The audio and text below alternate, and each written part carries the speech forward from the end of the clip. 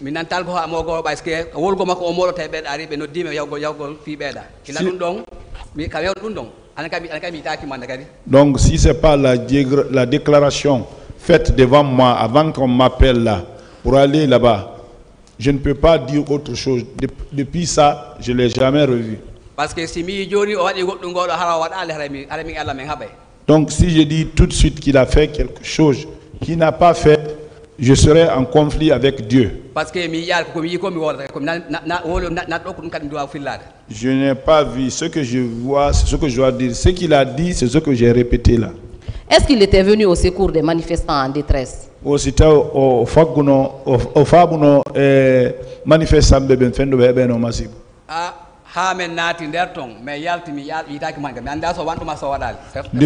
Jusqu'à ce que nous sommes rentrés, jusqu'à ma sortie, je ne l'ai pas vu. Donc je ne peux pas dire qu'il a fait, qu'il n'a pas fait.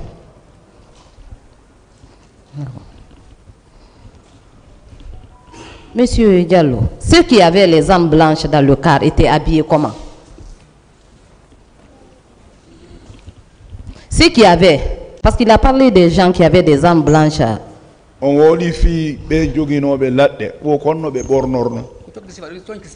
C'est des habits civils comme ça. Ils avaient des stofs rouges ici. Est-ce que vous avez vu ces personnes armées au stade? Est-ce que vous avez vu ces personnes armées au stade? Donc, je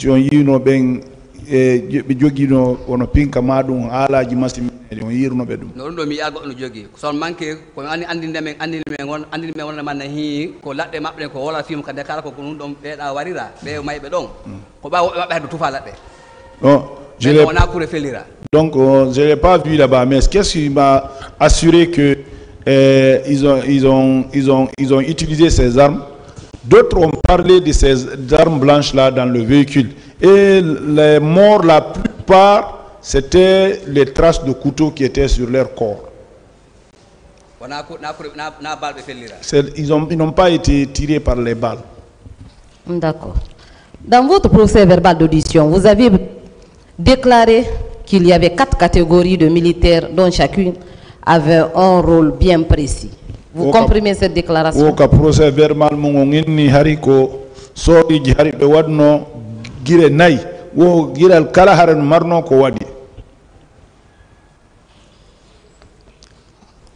police nati felli gaz. Les policiers sont rentrés, ils ont tiré gaz. Bérets rouges nati felli. Les bérets rouges sont venus tirer aux balles réelles.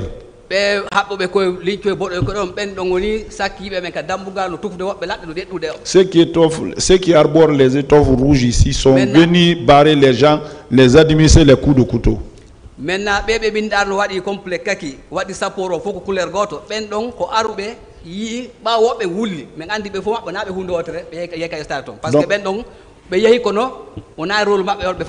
ceux qui faisaient les chapeaux ronds et choses, quand ils sont venus, ils ont vu le dégât et ils ont pleuré. Ils sont retournés. Ça veut dire que ils sont partis, mais les intentions n'étaient pas les mêmes. Ils sont venus parce que l'ordre, c'est l'ordre. C'est ce que j'ai exposé là-bas. Est-ce qu'ils pouvaient se rendre au camp sans l'autorisation du président Moussa Dadis Camara? Est-ce que Benno Wauno Yaude Kakan Harena Moussa Dadis Camara Yamiri?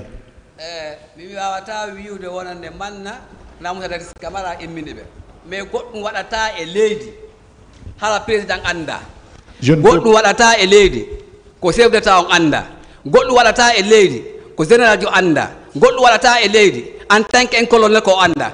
Tout ce qui se passe dans une capitale ou dans un pays, le président et les choses, comme on appelle, et le général et le colonel, ils connaissent. Donc c'est eux qui nous fait tout ce que ça fait, tout ce qui a été fait dans les stades. Donc je ne peux pas dire que ils connaissent ou ils ne connaissent pas, mais tout ce qui se passe dans le pays, ça ne peut pas se passer sans que le président ne soit au courant, les généraux, les colonels. Donc tout ce qui s'est passé, on peut dire que c'est eux. Je vous remercie, M. Diallo. Merci. J'en ai terminé.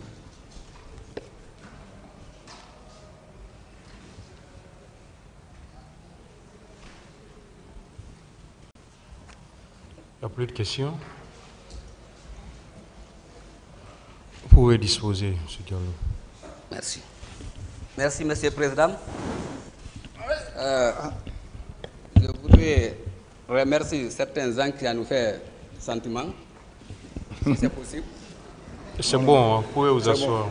Bon, yo. Ande Yoni, ça remercie Arben.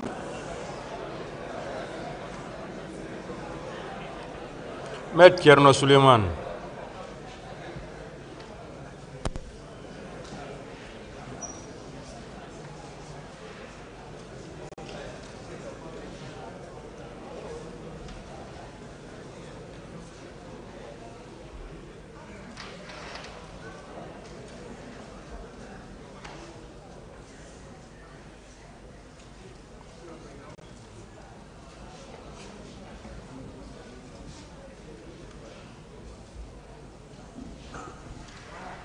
Avec votre permission, oui, allez-y. S'il vous plaît, honorable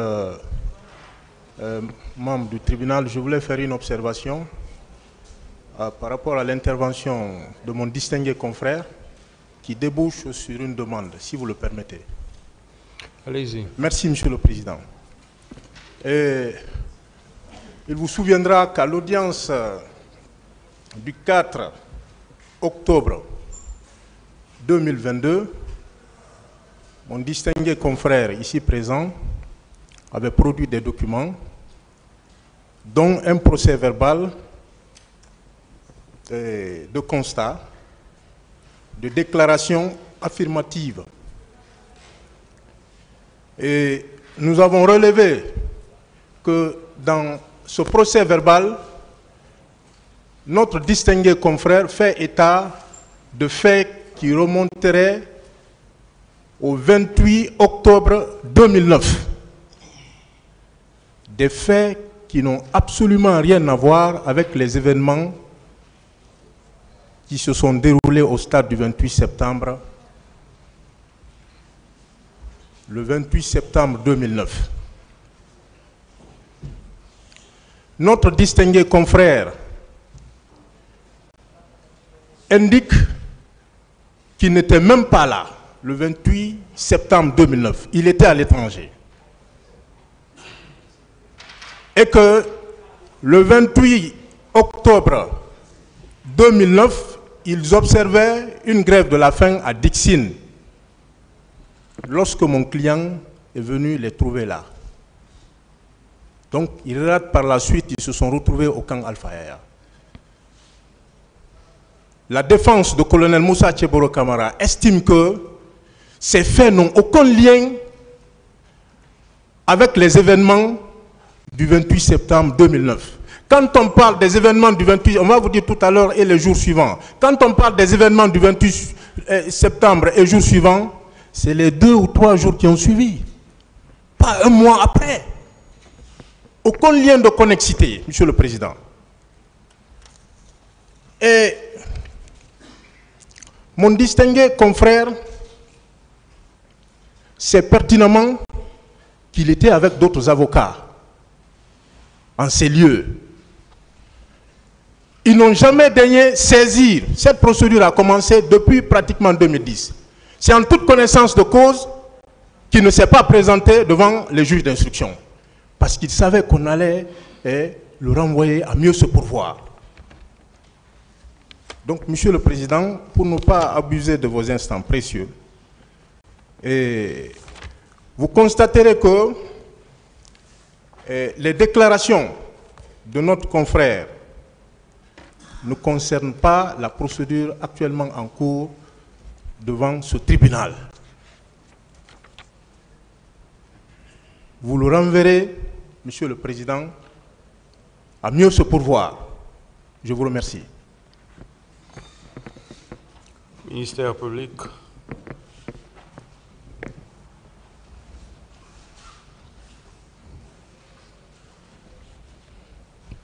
Merci, Monsieur le Président. Honorables assesseurs. Monsieur le Président, quand on parle des événements du 28 septembre 2009,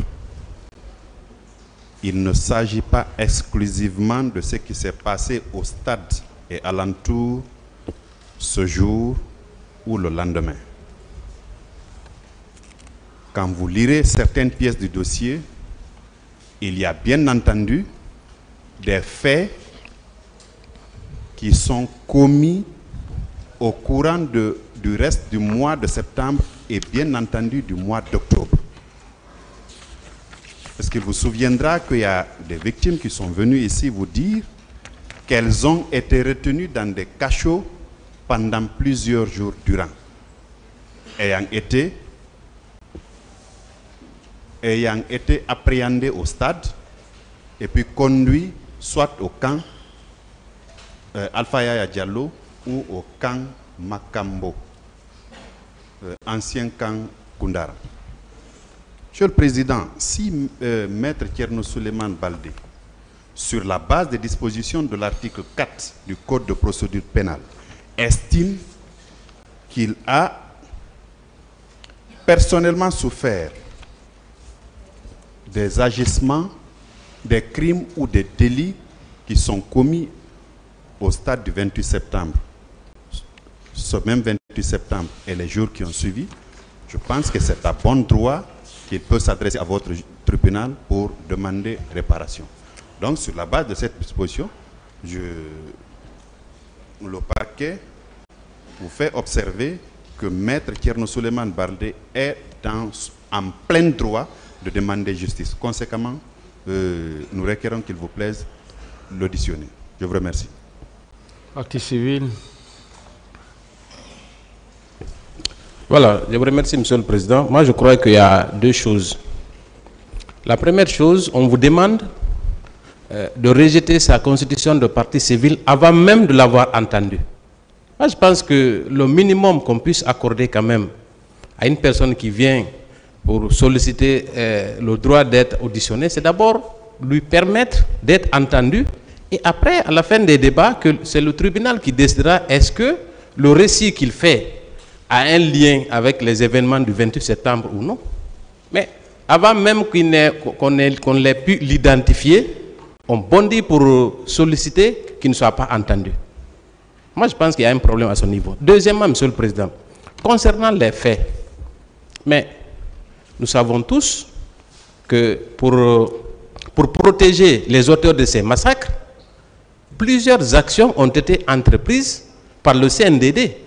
Et je pense que justement, c'est dans ce cadre que des infractions ont été commises qui ont un lien direct avec les événements du 28 septembre. Donc, qu'on permette à M. Baldé, à M. Baldé, de s'exprimer et in fine, le tribunal décidera est-ce qu'il y a un lien de connexité ou pas. Pour l'heure, nous sollicitons, nous estimons que c'est à bon droit, comme l'a indiqué le ministère public. Il a le droit de venir et de se faire auditionner devant ce tribunal. Donc, nous vous demandons de passer outre la demande de la défense qui est mal fondée et de permettre à M. Souleymane d'être entendu. Je vous remercie, Monsieur le Président, pour votre patience. Monsieur le Président. Le tribunal va décider pour qu'on puisse avancer. Oui. On va décider, s'il vous plaît. Oui, je voulais dire un mot, s'il vous plaît. Voilà, on va décider pour pouvoir avancer. Sur la base des dispositions des articles 4 et 486 du Code de procédure pénale, le tribunal a décidé d'entendre Maître Thierno Souleymane Baldé.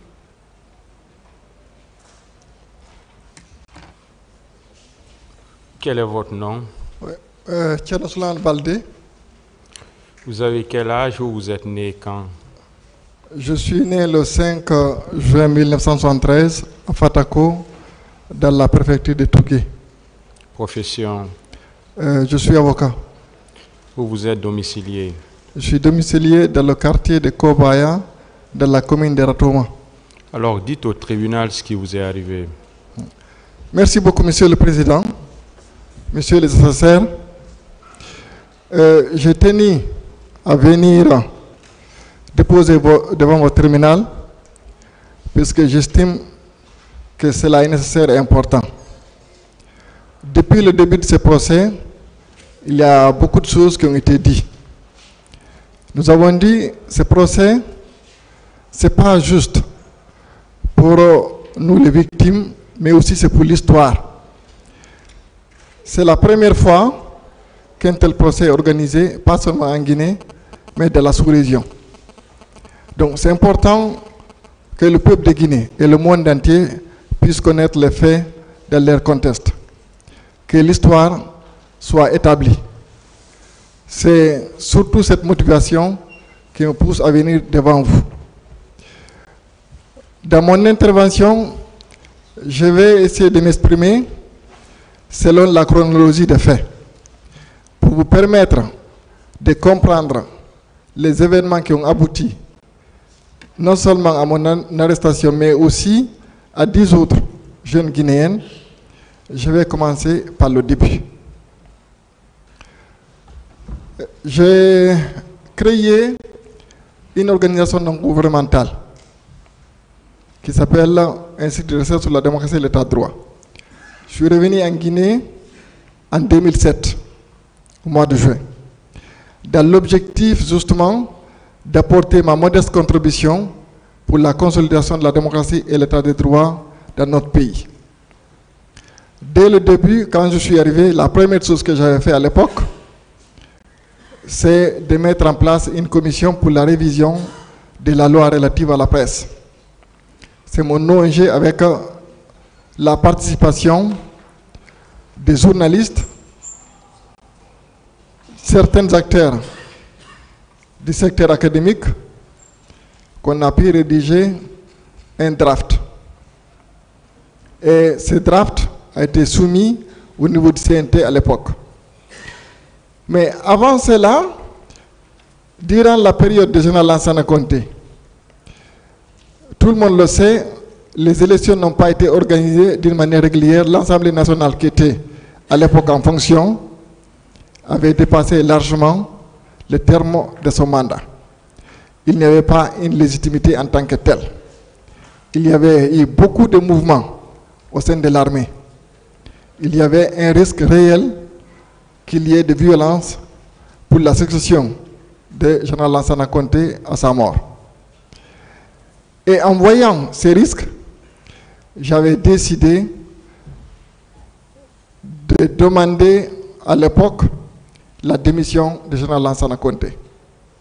J'ai mis en place un mouvement de jeunes qui comprenait l'ensemble des leaders des jeunes de la ville de Conakry.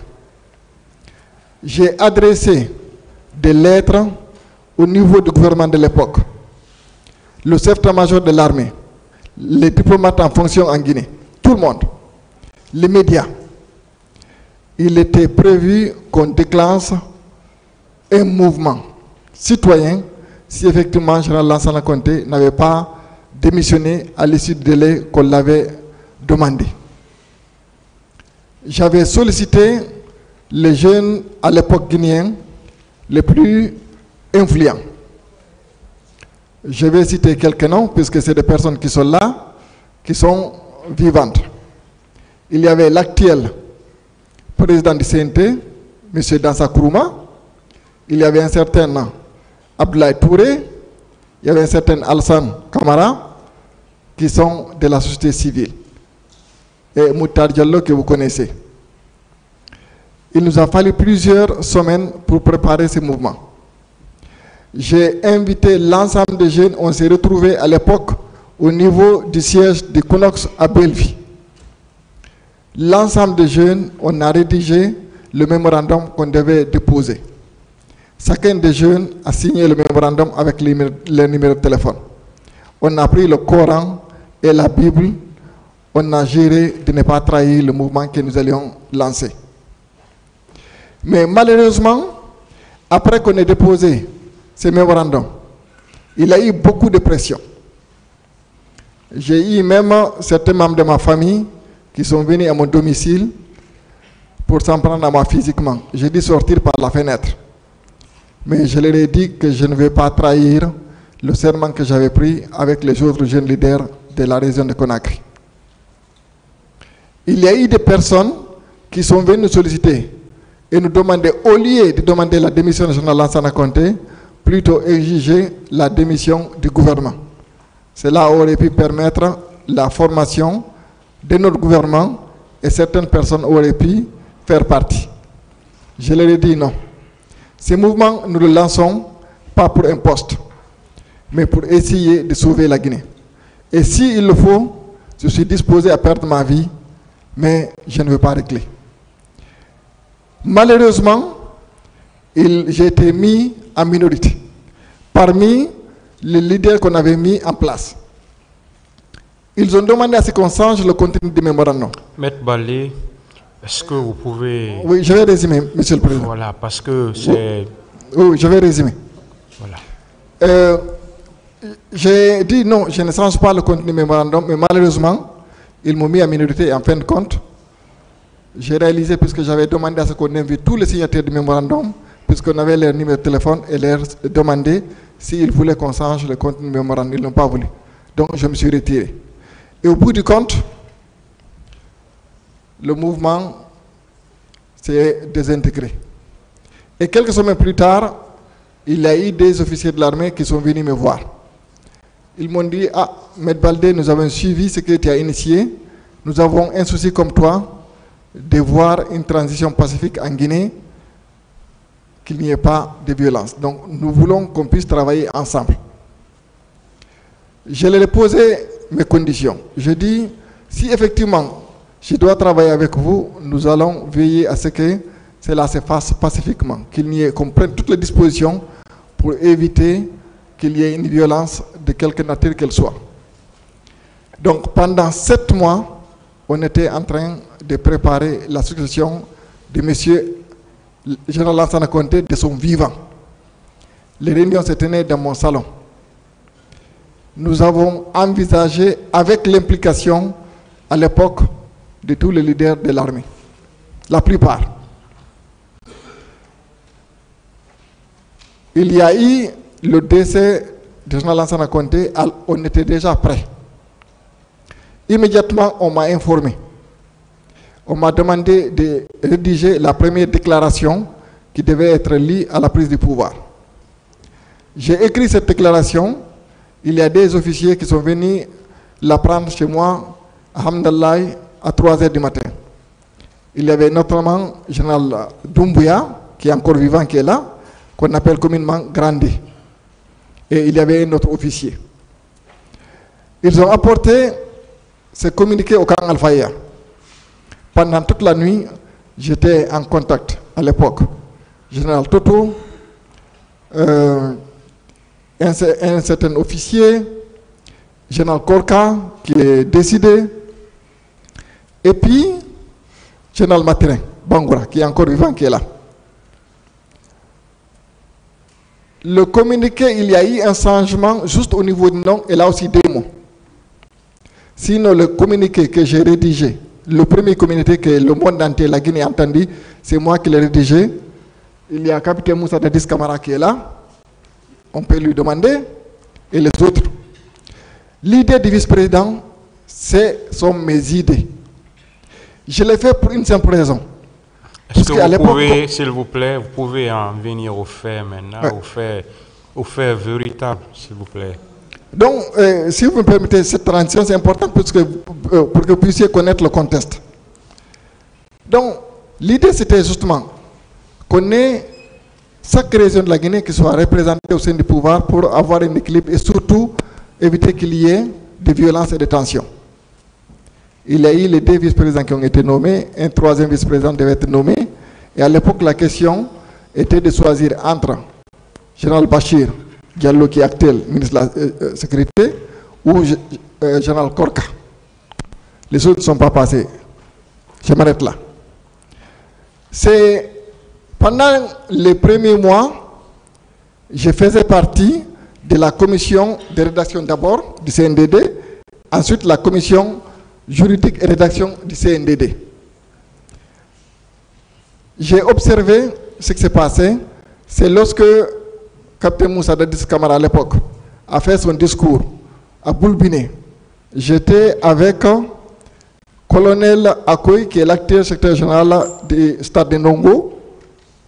À notre retour, je lui ai dit, tout ce que nous avons fait, ça ne sera plus possible. J'ai quitté. J'ai continué mon travail au niveau de la société civile. Essayer de sensibiliser pour qu'il n'y ait pas la violence. Malheureusement, il y a eu les événements du 28 septembre. À l'époque, j'étais à Accra, au Ghana. C'était un lundi. Et le mercredi suivant, je suis rentré. Et dès que je suis rentré, immédiatement, on a commencé à contacter les différentes victimes. Et c'était très difficile puisque la plupart des victimes se terraient dans leur domicile. Il y a même certaines, vous avez entendu, qui ont dû quitter Conakry pour aller se réfugier dans leurs villages respectifs. Donc il était très difficile de pouvoir les contacter. Il fallait vraiment qu'il y ait certaines personnes de confiance pour les amener à rencontrer quiconque. C'est dans ces conditions, à l'époque avec Human Rights Watch, et là aussi je vais citer puisque c'est important pour que vous sachiez, il y avait la représentante de Human Rights Watch qui était basée à Dakar, Madame Corinne Difka. Elle est vivante, elle est là. Et c'est ce qu'elle suit ce procès. On a été rencontrer beaucoup de victimes pour les sensibiliser et leur demander d'accepter à ce qu'ils puissent témoigner. C'est dans ces circonstances qu'il y a eu beaucoup de témoignages qui a permis le travail de la commission internationale qui avait été établie pour justement établir le rapport dont vous disposez la copie. Je ne me suis jamais mis devant pour me montrer ou quoi que ce soit. Et avant qu'il y ait ces événements, au sein du CNDD, on nous avait demandé dans notre commission de dire quel poste nous voulions. Je leur ai dit, je ne veux aucun poste. Ce travail-là, je l'ai fait par conviction. On me dit non. Si les autres ont demandé à occuper des postes, il faudrait que moi aussi je dise quel poste je voulais. Je leur ai dit, dans ces conditions, je veux qu'on me nomme au niveau de la cellule qui s'occupait de la lutte contre la corruption. Il y a un papier qui a été écrit, qui a été signé, qui a été cacheté, dont je dispose une copie. Il y avait à l'époque, colonel Kankouduno, malheureusement, qui est décédé, qui était le gouverneur de la ville de Kankan. Il y a général Sibalo Lamou, l'ancien ministre de la Justice qui est encore vivant, qui est là. Il y a d'autres personnes. Je n'ai jamais sollicité quoi que ce soit. On m'avait demandé à l'époque d'accepter d'occuper des postes. Je n'ai pas voulu. J'ai continué mon travail. Donc, c'est contenu en fait ces risques de violence. Et surtout, après les événements du 27 septembre, beaucoup de choses, ceux qui nous regardent, nos compatriotes ne savent pas. Il y avait un risque réel à ce qu'il y ait d'autres violences. Donc, je me suis mis avec certaines personnes en sollicitant tous ceux-là qui auraient pu nous permettre d'éviter qu'il y ait des violences. Et c'est vraiment le lieu et le moment de remercier à l'époque Madame Anna-Pierre Grossi, qui représentait l'Union européenne, et celle qui était à l'époque la représentante de PNUD en Guinée. Puisque c'est des personnes qui ont énormément aidé avec un certain nombre de diplomates que je ne vais pas citer le nom ici. C'est compte tenu de tous ces facteurs qu'on a décidé d'organiser une grève la faim. Pour demander à ce que tous les acteurs, pas seulement le CNDD, les acteurs politiques aussi, parce que si effectivement il doit y avoir l'entente et la paix, il faut à la fois qu'il y ait un dialogue, mais aussi une entente au niveau de tous les acteurs qui sont intéressés ou bien qui sont concernés par le processus démocratique dans notre pays. Donc, nous avons écrit un mémorandum, comme je l'avais fait lorsque, à l'époque, on avait sollicité la démission du général Lansana Conté. Ce mémorandum a été déposé au niveau du chef d'état-major de l'armée, au niveau à toutes les autorités, au niveau des différentes ambassades, au niveau des organes de médias. Quand les gens ont reçu le mémorandum, ils m'ont dit que je me fatiguais parce qu'il y a beaucoup de Guinéens qui sont en train de mourir de faim. Donc l'idée d'organiser une grève de la faim, ça n'allait donner absolument aucun impact. Je leur ai dit que je croyais à la non-violence et je sais ce que Martin Luther King a fait, ce que Gandhi a fait, et je suis sûr et certain que ça pourrait marcher aussi en Guinée. C'est dans ces conditions qu'on a déclenché la grève de la faim en louant une salle au niveau de la maison de jeunes de Dixon Port. Dès le matin, la plupart des médias en parlaient déjà. Dans l'après-midi, même les chaînes américaines les plus connues, les chaînes européennes, tout le monde en parlait. Il y a des diplomates qui s'est déplacés pour venir nous voir. Aucune personne n'aurait imaginé qu'on puisse avoir une telle couverture médiatique. Donc, je suppose que cela a alerté certaines personnes, notamment le colonel Tchéburo Kamara. La journée s'est très bien passée et vers 18h, on a fait rentrer nos effets de matelas, des oreillers, des couvertures à l'intérieur de la salle. On avait des radios qu'on écoutait et on était couché. C'est dans ces conditions, vers 20h, la porte n'était même pas fermée. Il y a eu un groupe de gendarmes qui ont surgi. Ils sont venus pousser la porte, la faire tomber. Ils sont rentrés, ils nous ont trouvés à l'intérieur. Ils nous ont tiré, il y a certains par les pieds, d'autres par la tête, avec des insultes que je ne pourrais pas répéter ici. Ils nous ont traînés dans la boue de la salle où nous étions jusqu'au niveau de la route principale où les pick-up étaient garés. Ils nous ont mis à l'intérieur comme des sacs de patates. Ils ont mis leurs pieds sur nous. On était au nombre de 11. Ils nous ont envoyés au camp Al-Faya. Arrivés sur place, ils nous ont alignés. Ils ont demandé qui était le chef. Je leur ai dit, c'était moi le chef. Il m'a dit, ah oui, c'est toi. Qui tu es? Je lui ai dit que j'étais un acteur de droit civil. Il m'a dit non. Ces choses-là ne sont jamais arrivées avant en Guinée. Il m'a dit, c'est toi l'Américain? J'ai dit non, je ne suis pas américain, je suis guinéen. Il m'a dit, ça, c'est une forme de terrorisme moderne. C'est du terrorisme pur et simple, mais vous allez le regretter. Il a fait envoyer des pains libanais. Je mentionne le pain libanais parce que c'est différent par rapport au pain qu'on appelle communément tapalapa, avec des boîtes de corned-beef. Il nous a dit, vous avez le choix. Vous mangez ce pain avec le corned-beef, ou bien c'est sans coups sous les fesses. Vous choisissez. On s'est regardé, on n'avait pas le choix. Ce sont nos mains sales qu'on a traînées dans la boue, qu'on a utilisées pour prendre le corned-beef et mettre dans le pain. On ne pouvait pas le manger, mais il fallait l'avaler. Je ne peux pas vous expliquer comment on a pu avaler ce pain. Et quand c'est fini, il nous a pris, il nous a mis dans un conteneur qui était juste à côté, à la rentrée de son bureau. On a trouvé des personnes à l'intérieur du conteneur. C'est là-bas où on devait faire tous nos besoins. Quand on est rentré, ces deux personnes avaient pris des cartons qu'ils utilisaient comme matelas. Il y a l'un d'entre eux qui a commencé à nous menacer. Heureusement, le second nous a demandé qui nous étions. Je me suis présenté et tout, et puis ce dernier a demandé à l'autre de nous laisser tranquilles. Ils sont venus faire sortir certains d'entre nous. Ils les ont envoyés, quelques minutes après, ils sont venus me chercher. Ils m'ont envoyé dans un bureau où j'étais assis sur une chaise, mais une chaise roulante, comme par exemple celle-là. Il y avait des gendarmes qui avaient des armes, il y avait un civil, et puis un autre gendarme. Ils ont commencé à me poser des questions. Qui vous financez? J'ai dit, nous n'avons pas demandé un financement. Je suis avocat et je dispose de moyens financiers pour organiser une telle grève. Et de toutes les façons, le montant que nous avons payé, c'était juste pour la location de la salle. Nous n'avions pas besoin de fonds assez importants pour organiser cette grève. Il dit, c'est faux. Après, c'est des chiffres. Ça commence. Il pose une question. Si je ne leur donne pas la réponse qu'ils veulent entendre, c'est des chiffres. Des insultes que je ne peux pas répéter ici. Ça a duré de 8h jusqu'à 2h du matin. J'entendais certaines personnes crier à côté, qui suppliaient. Ils me disaient, tu ne dis pas ce qu'on veut entendre, voilà ce que ça va t'arriver. Et au bout du compte, je leur ai dit, écrivez ce que vous voulez. Je vais signer. Arrêtez de me frapper. Ils ont écrit, ils ont imprimé, ils ont envoyé, j'ai signé.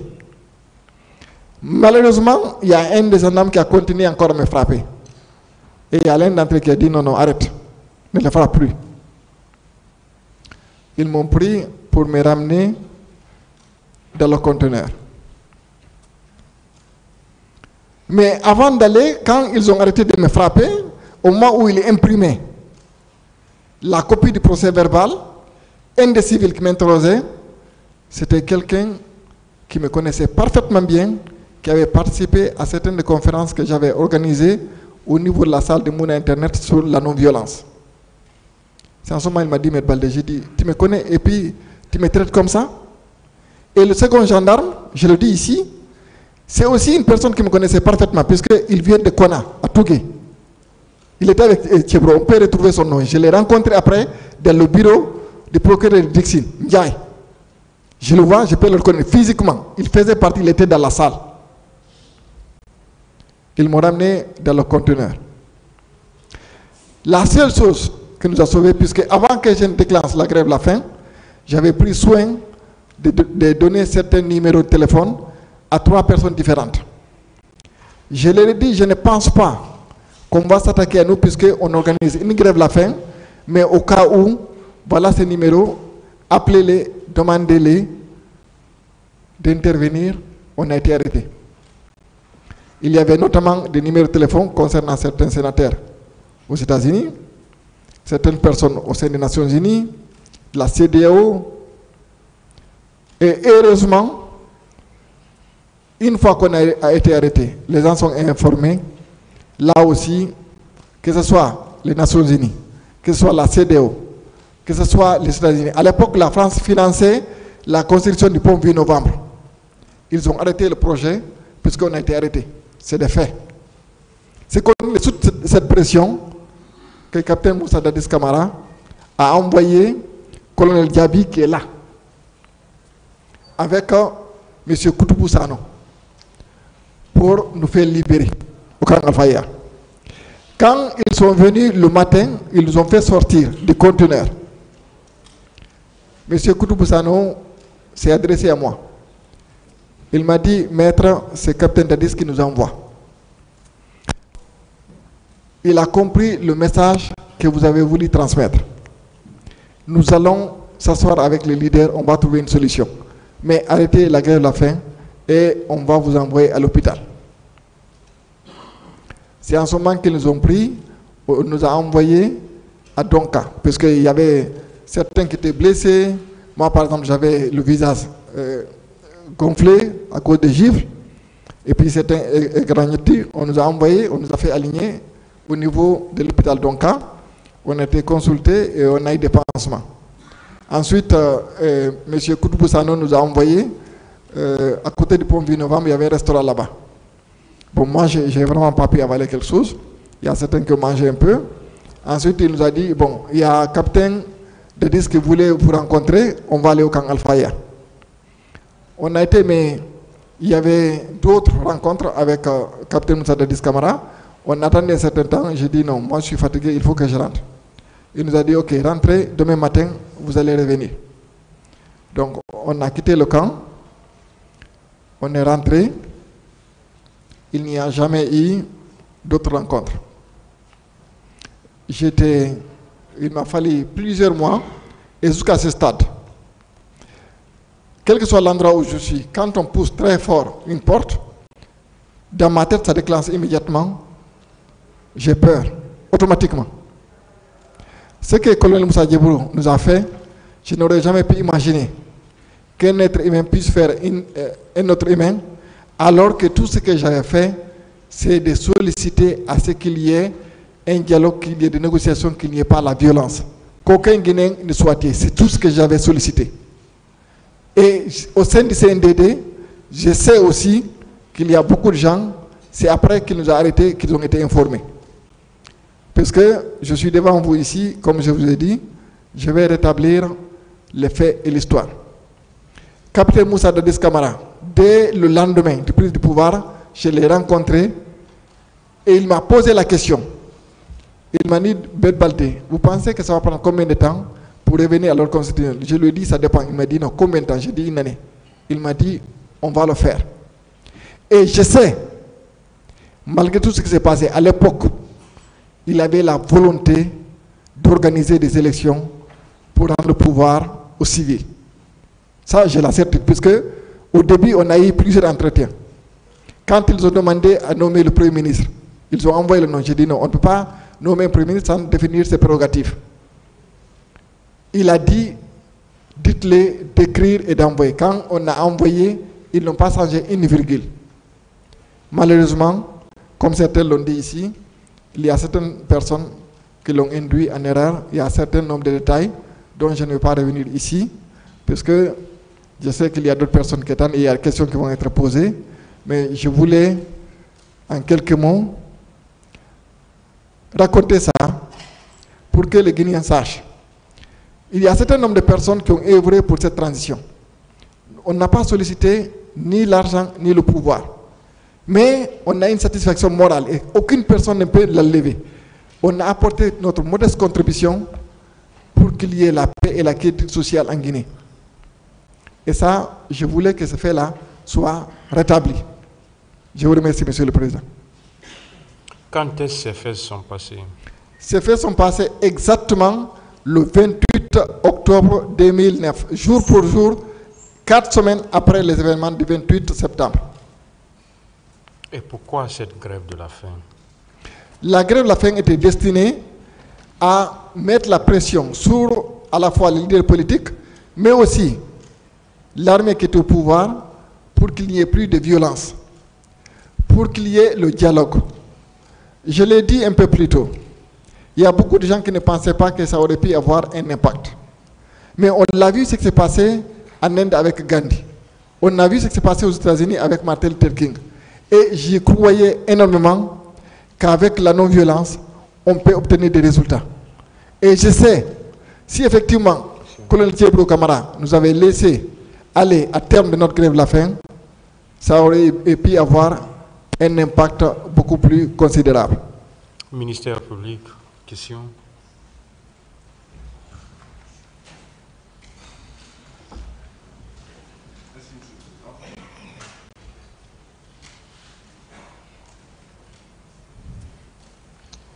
Maître Suleiman. Oui. Voilà, je voudrais revenir sur la première question, Monsieur le Président. Les faits là, les faits que vous relatez devant ce tribunal datent de 28 octobre. Tout à fait, 28 octobre 2009. C'est suite à votre grève de faim. Tout à fait. Vous avez été arrêté? Oui. Conduit au camp Al-Fayar. Tout à fait. Votre grève de faim avait pour quel objectif? L'objectif principal, c'est de demander, après les événements de 27 ans, parce que comme je vous ai dit, dès le lendemain, quand je suis revenu, j'ai eu à rencontrer personnellement les victimes. J'étais à l'époque au niveau de la grande mosquée Faisal. Et j'étais aussi dans les morgues, avec d'autres personnes. J'ai vu les cadavres. Je ne pouvais pas imaginer qu'un Guinéen puisse faire de telles choses à un autre Guinéen. Et je sais, comme on dit, la violence appelle la violence. Donc il fallait absolument sortir du centre de la violence, essayer d'utiliser des méthodes pacifiques, afin d'amener tous les acteurs, à la fois politiques et militaires, à s'asseoir autour de la table et trouver une solution pour ne plus qu'il y ait de telles violences en Guinée. C'était ça l'objectif de la grève de la faim. Vous avez été conduit au camp Al-Fayar? Oui. Par les gendarmes? Par colonel Thiebro Camara avec ses compagnons, avec ses subordonnés. Il était présent au moment où... Il était présent, il est venu, il m'a tiré par la tête, par les pieds, il est là. Il est là. Et ça, je n'oublierai jamais. Il était présent, c'est lui qui nous a conduits au camp Al-Fayar et il m'a dit, dans les yeux, ça c'est une forme de terrorisme moderne, mais vous allez le regretter. Colonel Thiebro Camara, il est là. Vous confirmez que c'est dans le conteneur où on vous a détenu? Il nous a mis dans le conteneur et là aussi, il y a Colonel Diaby qui est là. S'il dit la vérité, puisque c'est lui et M. Koutoubou Sano qui sont venus nous faire libérer. Quand ils sont venus, on était à l'intérieur des conteneurs. C'est lorsqu'ils sont venus qu'on nous a fait sortir des conteneurs. Et au-delà de moi, il y avait M. Christophe Koné qui est là aussi. Et il y avait d'autres personnes. On était 11, comme je vous ai dit. Et dans les 11 personnes, toutes les ethnies et les régions de la Guinée étaient représentées. Quand nous sommes venus le soir, ils ont demandé nos noms. Ils ont réalisé que c'était vraiment la Guinée, la jeunesse guinéenne qui était représentée et qui a organisé cette grève de la faim. On a souvent parlé de conteneurs au camp Al-Fayar. Oui. C'est dans ce même conteneur qu'on vous a détenu? Oui, le conteneur était juste à côté. Quand vous êtes assis au niveau des escaliers, c'était C'était à droite. Le contraire était à droite. Vous avez fait combien de jours au camp Al-Fayab? Non, heureusement, on nous a envoyés là-bas à 20h. Et le matin, je vous ai dit, et ceux qui sont ici le savent, il y a eu une pression, puisque je vous ai dit, hein, que ce soit les Nations Unies, que ce soit la CEDEAO, l'Union africaine, les États-Unis, tous les pays, Madame Anna Pierre Grossi, je le dis ici, je le répète, parce qu'elle a joué vraiment, au-delà de ces événements, elle a joué un rôle fondamental pour vraiment aider à ce qu'il y ait une solution. Et je vous ai dit, même la France avait suspendu à l'époque le financement du pont 8 novembre, puisque nous avait arrêté. Tout le monde avait exigé à ce qu'on soit libéré immédiatement. Et je sais aussi, au-delà du colonel Thiepro Camara, il y a beaucoup de personnes au sein du CNDD qui me connaissaient parfaitement et qui connaissaient le rôle que j'avais joué et qui ne savaient même pas qu'on avait été arrêté. Donc vous avez fait combien de jours? Le lendemain matin, on nous a libérés. On vous a libéré le lendemain matin? Oui. Vous personnellement, vous n'avez pas été au stade du 28 septembre? Non, non, je n'ai pas été au stade. Je n'étais même pas à Conakry à l'époque. Heureusement, parce que si j'étais à Conakry, je sais que j'aurais aussi été au stade. Je vous remercie, Monsieur le Président.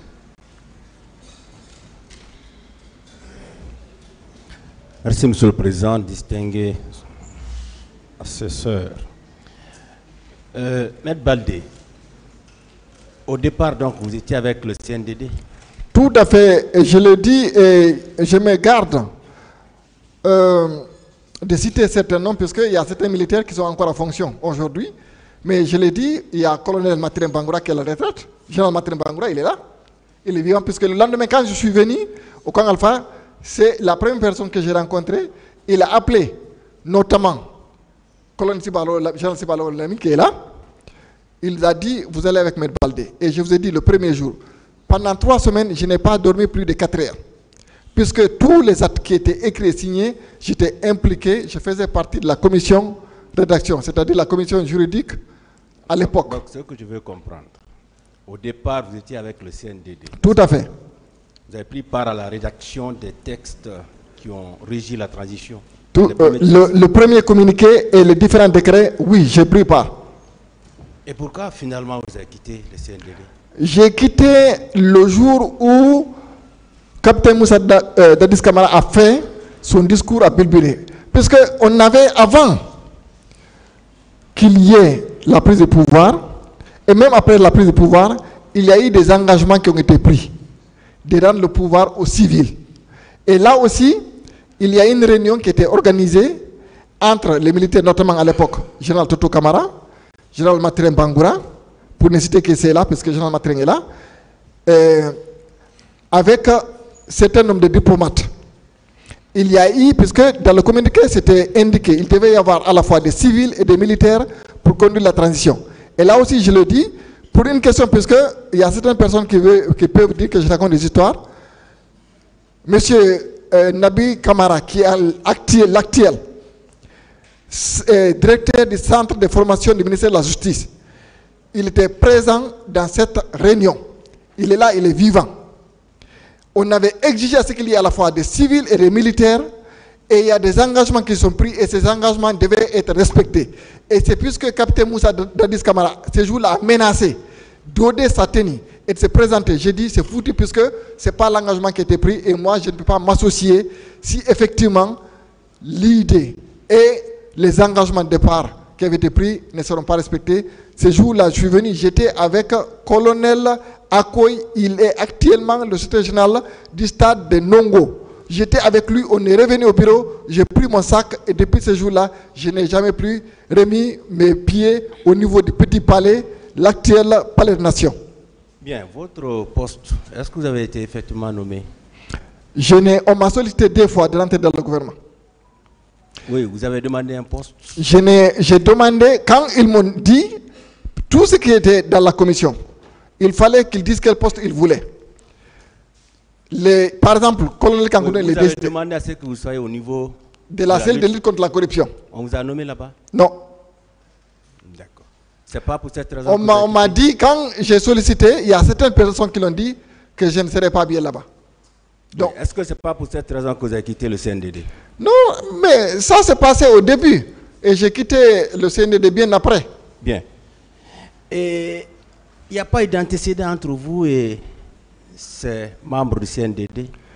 Il n'y a eu absolument aucun antécédent et jusqu'à ce jour, j'ai de très bons rapports avec tous les officiers de l'armée guinéenne qui ont été associés. Avec Tchebro particulièrement, il n'y a pas d'antécédent?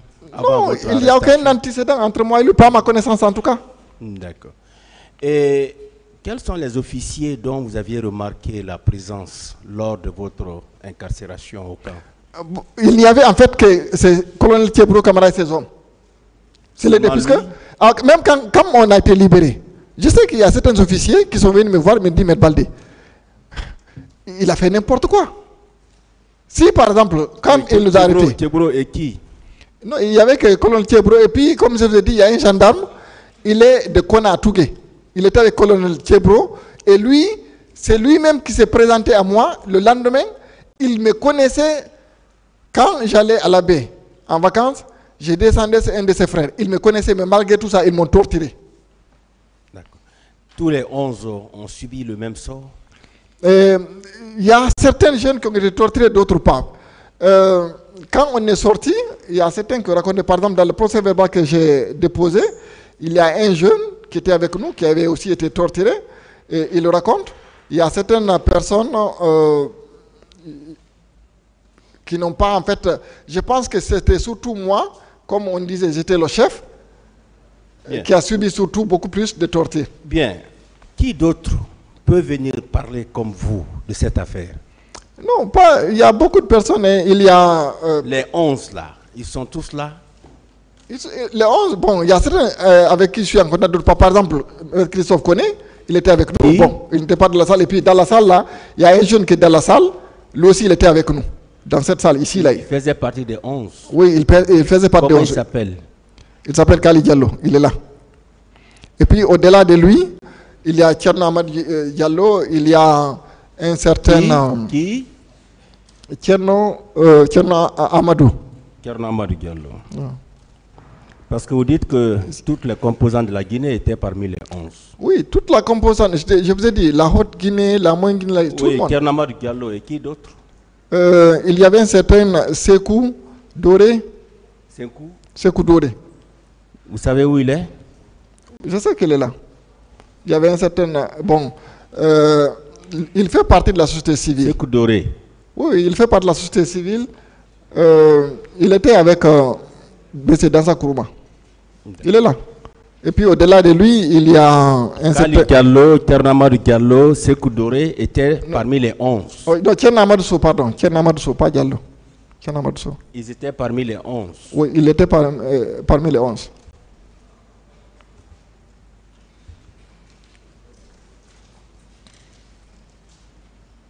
Bien. C'est à cause de cette grève de la faim qu'on vous a torturé? Seulement, c'est à cause de ça? Toutes les questions, on m'a posé des questions par rapport au financement. Il disait que nous étions derrière certains leaders politiques, alors que moi, je suis rentré en Guinée au mois de juillet 2007, et tout le monde le sait, je n'ai jamais accepté de m'associer à un parti politique ou à un leader politique pendant la période où j'étais au sein de la société civile. Merci, Monsieur le Président. Merci, Monsieur le Président. Distingués assesseurs. Maître Baldé, vous avez dit que votre interpellation s'est faite à la maison des jeunes de Dixine. N'est-ce pas? Exactement. Il était quelle heure? Il était vers 20h. Est-ce que vous aviez fermé les portes et fenêtres de cette maison? Pas du tout. On avait juste fermé les portes paclées toute la journée. Et on était dans la cour, les gens venaient, on avait mis en place un registre que les gens pouvaient signer. On était en train de discuter entre nous, la porte n'était pas fermée à clé. Quand ceux qui sont venus vous arrêter sont arrivés, les portes étaient fermées à clé ou pas? Les portes n'étaient pas fermées à clé.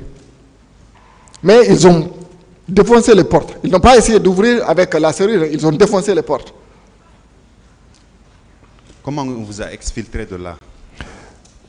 on m'a tiré par les pieds, par les mains, traîné par terre. Pas de dire, par exemple, levez-vous, et puis vous marchez, on vous amène dans les voitures. Non, non, non.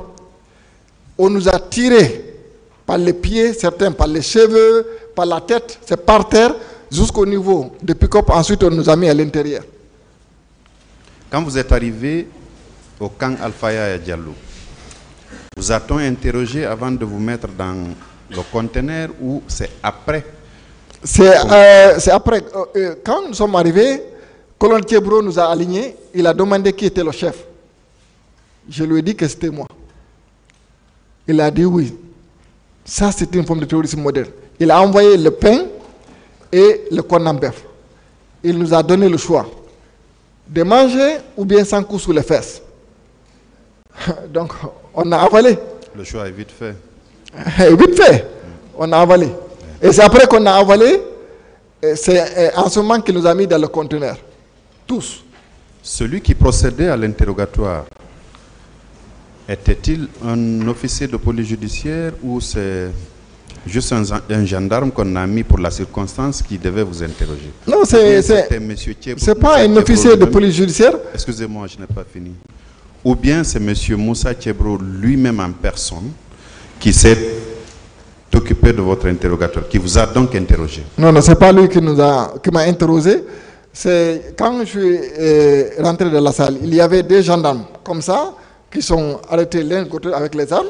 Il y avait un gendarme qui était devant moi avec un civil. Donc c'est le gendarme et le civil qui m'interrogeaient. Votre interrogatoire a duré combien de temps? On m'a envoyé là-bas vers, je pense, je ne me rappelle pas l'heure exacte, mais je pense vers 21h comme ça, jusqu'à 2h du matin. Pendant votre interrogatoire, durant tout le temps qu'a duré votre interrogatoire, M. Moussa Thiebro Camara était-il rentré dans cette pièce? Non, non, il n'est pas rentré dans la salle. À votre avis, la grève de la faim, c'est une forme de revendication ou c'est un acte délictuel, criminel ou contraventionnel? Non, vous savez, quand on regarde l'histoire récente du monde, il y a des groupes de personnes qui utilisent différents moyens pour arriver à leur fin.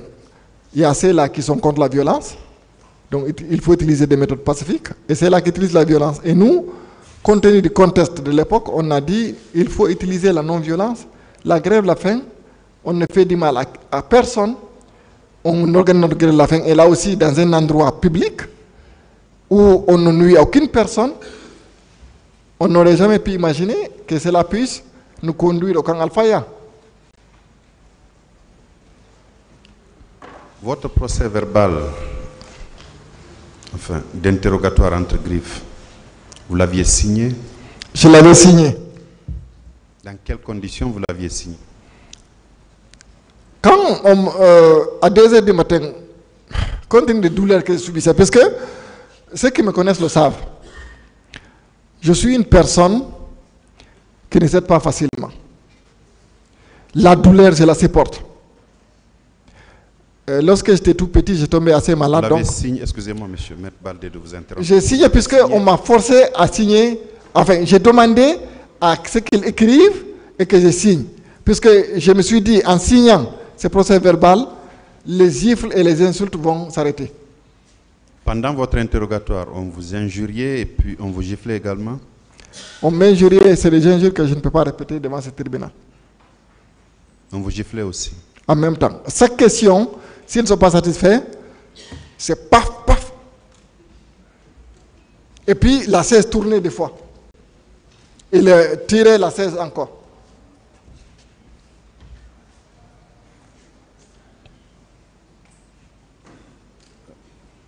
Quand vous avez, au petit matin,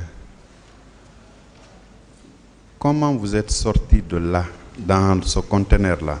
On vous a appelé un à un pour vous dire qu'on vous avait libéré, ou bien il a fallu l'intervention de tierces personnes? Parce que quand vous faisiez votre récit tout à l'heure, j'ai cru entendre que les médias avaient relayé le fait que vous soyez au niveau de la maison des jeunes de Dixim où vous observiez une grève de la faim. On était à l'intérieur du conteneur. C'est lorsqu'il y a eu l'arrivée des colons de Diaby qui est là encore. Il est là, il peut témoigner. Et ensuite... Monsieur Abdullah Sherif Diaby. Exactement. Bien.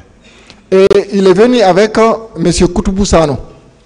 C'est eux, quand ils sont venus, je suppose, puisque nous on était à l'intérieur du conteneur, mais en tout cas quand on est sorti, on les a vus devant les escaliers, les deux, quand on nous a fait sortir du conteneur.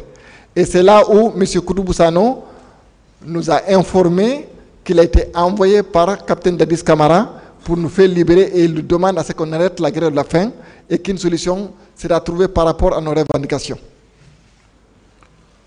Vous avez dit tantôt que vous avez trouvé 2 ou 3 personnes dans ce conteneur. Non, 2 personnes, exactement 2 personnes. 2 personnes. Vous étiez sorti avec ceux-là? Non, c'est là, j'allais dire. On les a laissés à l'intérieur du conteneur. Vous ne savez pas qu'est-ce qu'elles sont devenues par après? Ah, monsieur le procureur, quand on est sorti là-bas, on n'a pas cherché à savoir ce qui se passe derrière nous. C'est des personnes que vous connaissiez ou pas? Non, pas du tout, on ne les connaissait pas. Bon courage, maître. Merci. Merci, monsieur le président. Merci, monsieur les associés. La défense.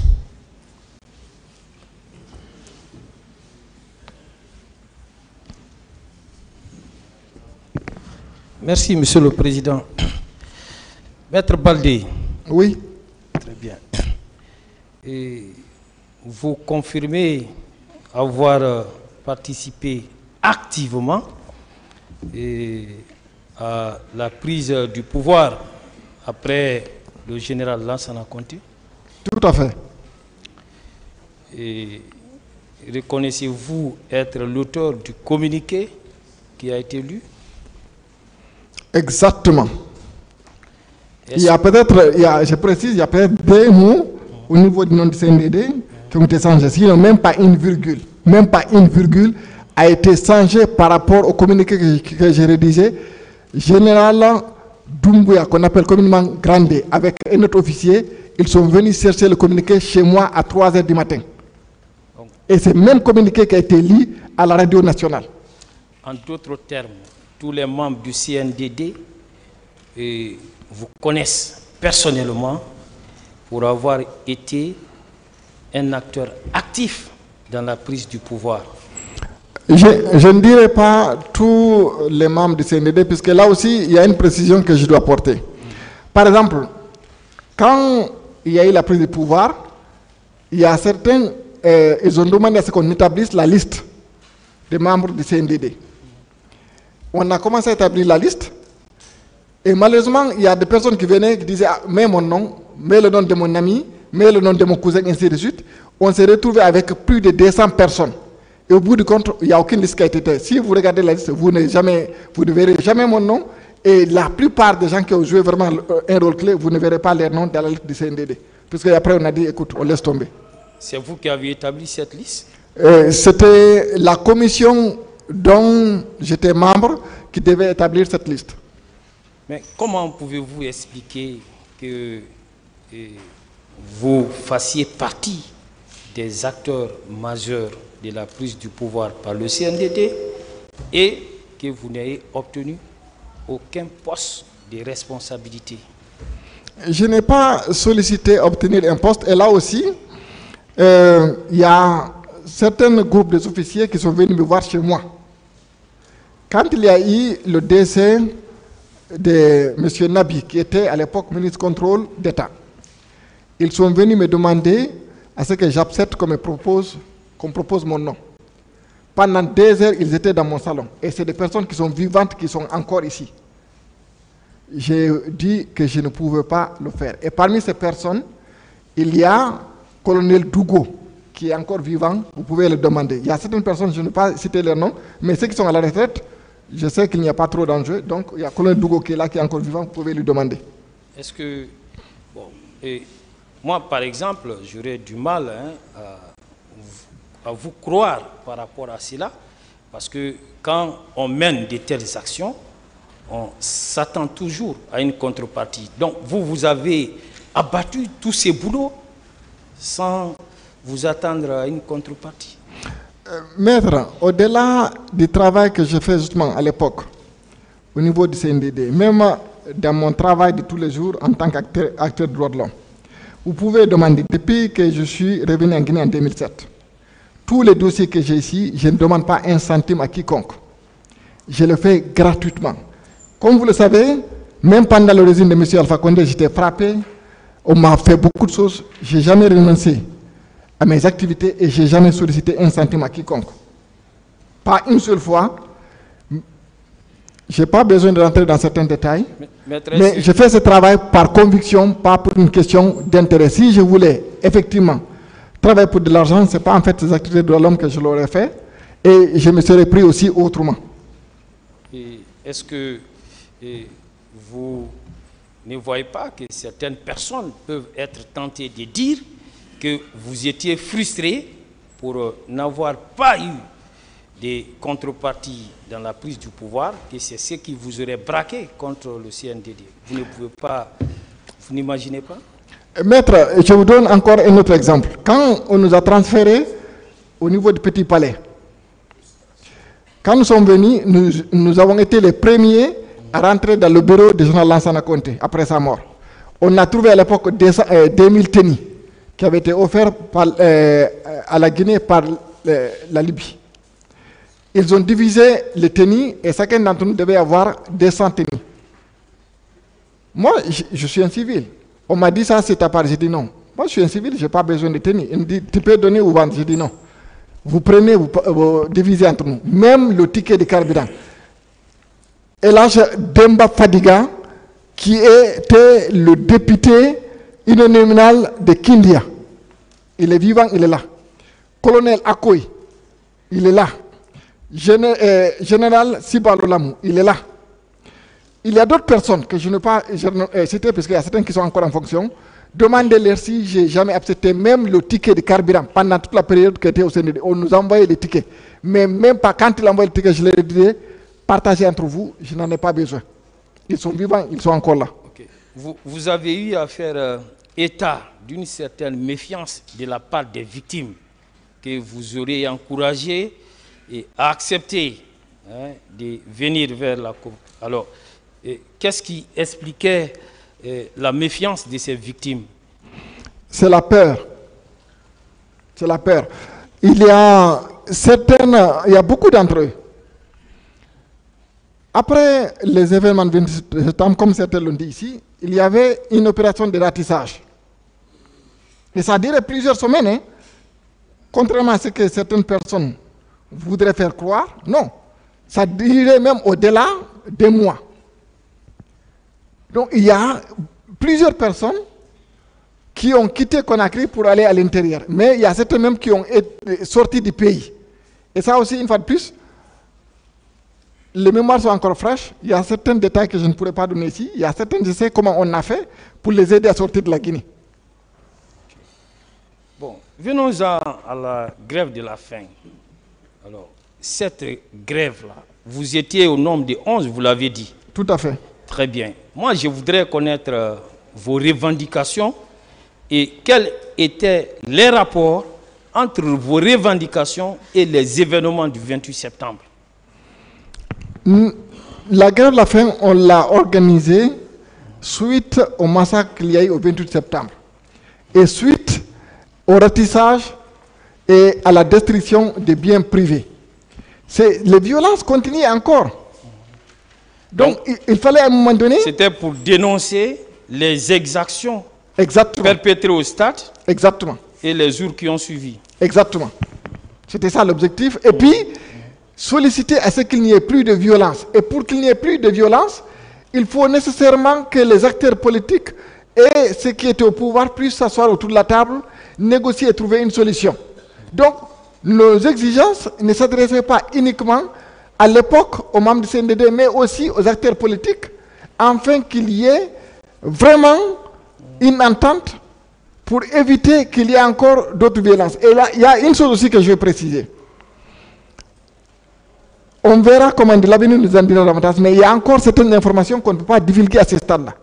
Mais il y avait des tensions, il y avait certaines velléités pour qu'il y ait encore d'autres violences. Je sais dans certaines circonstances ce que nous avons fait pour éviter qu'il y ait des violences additionnelles.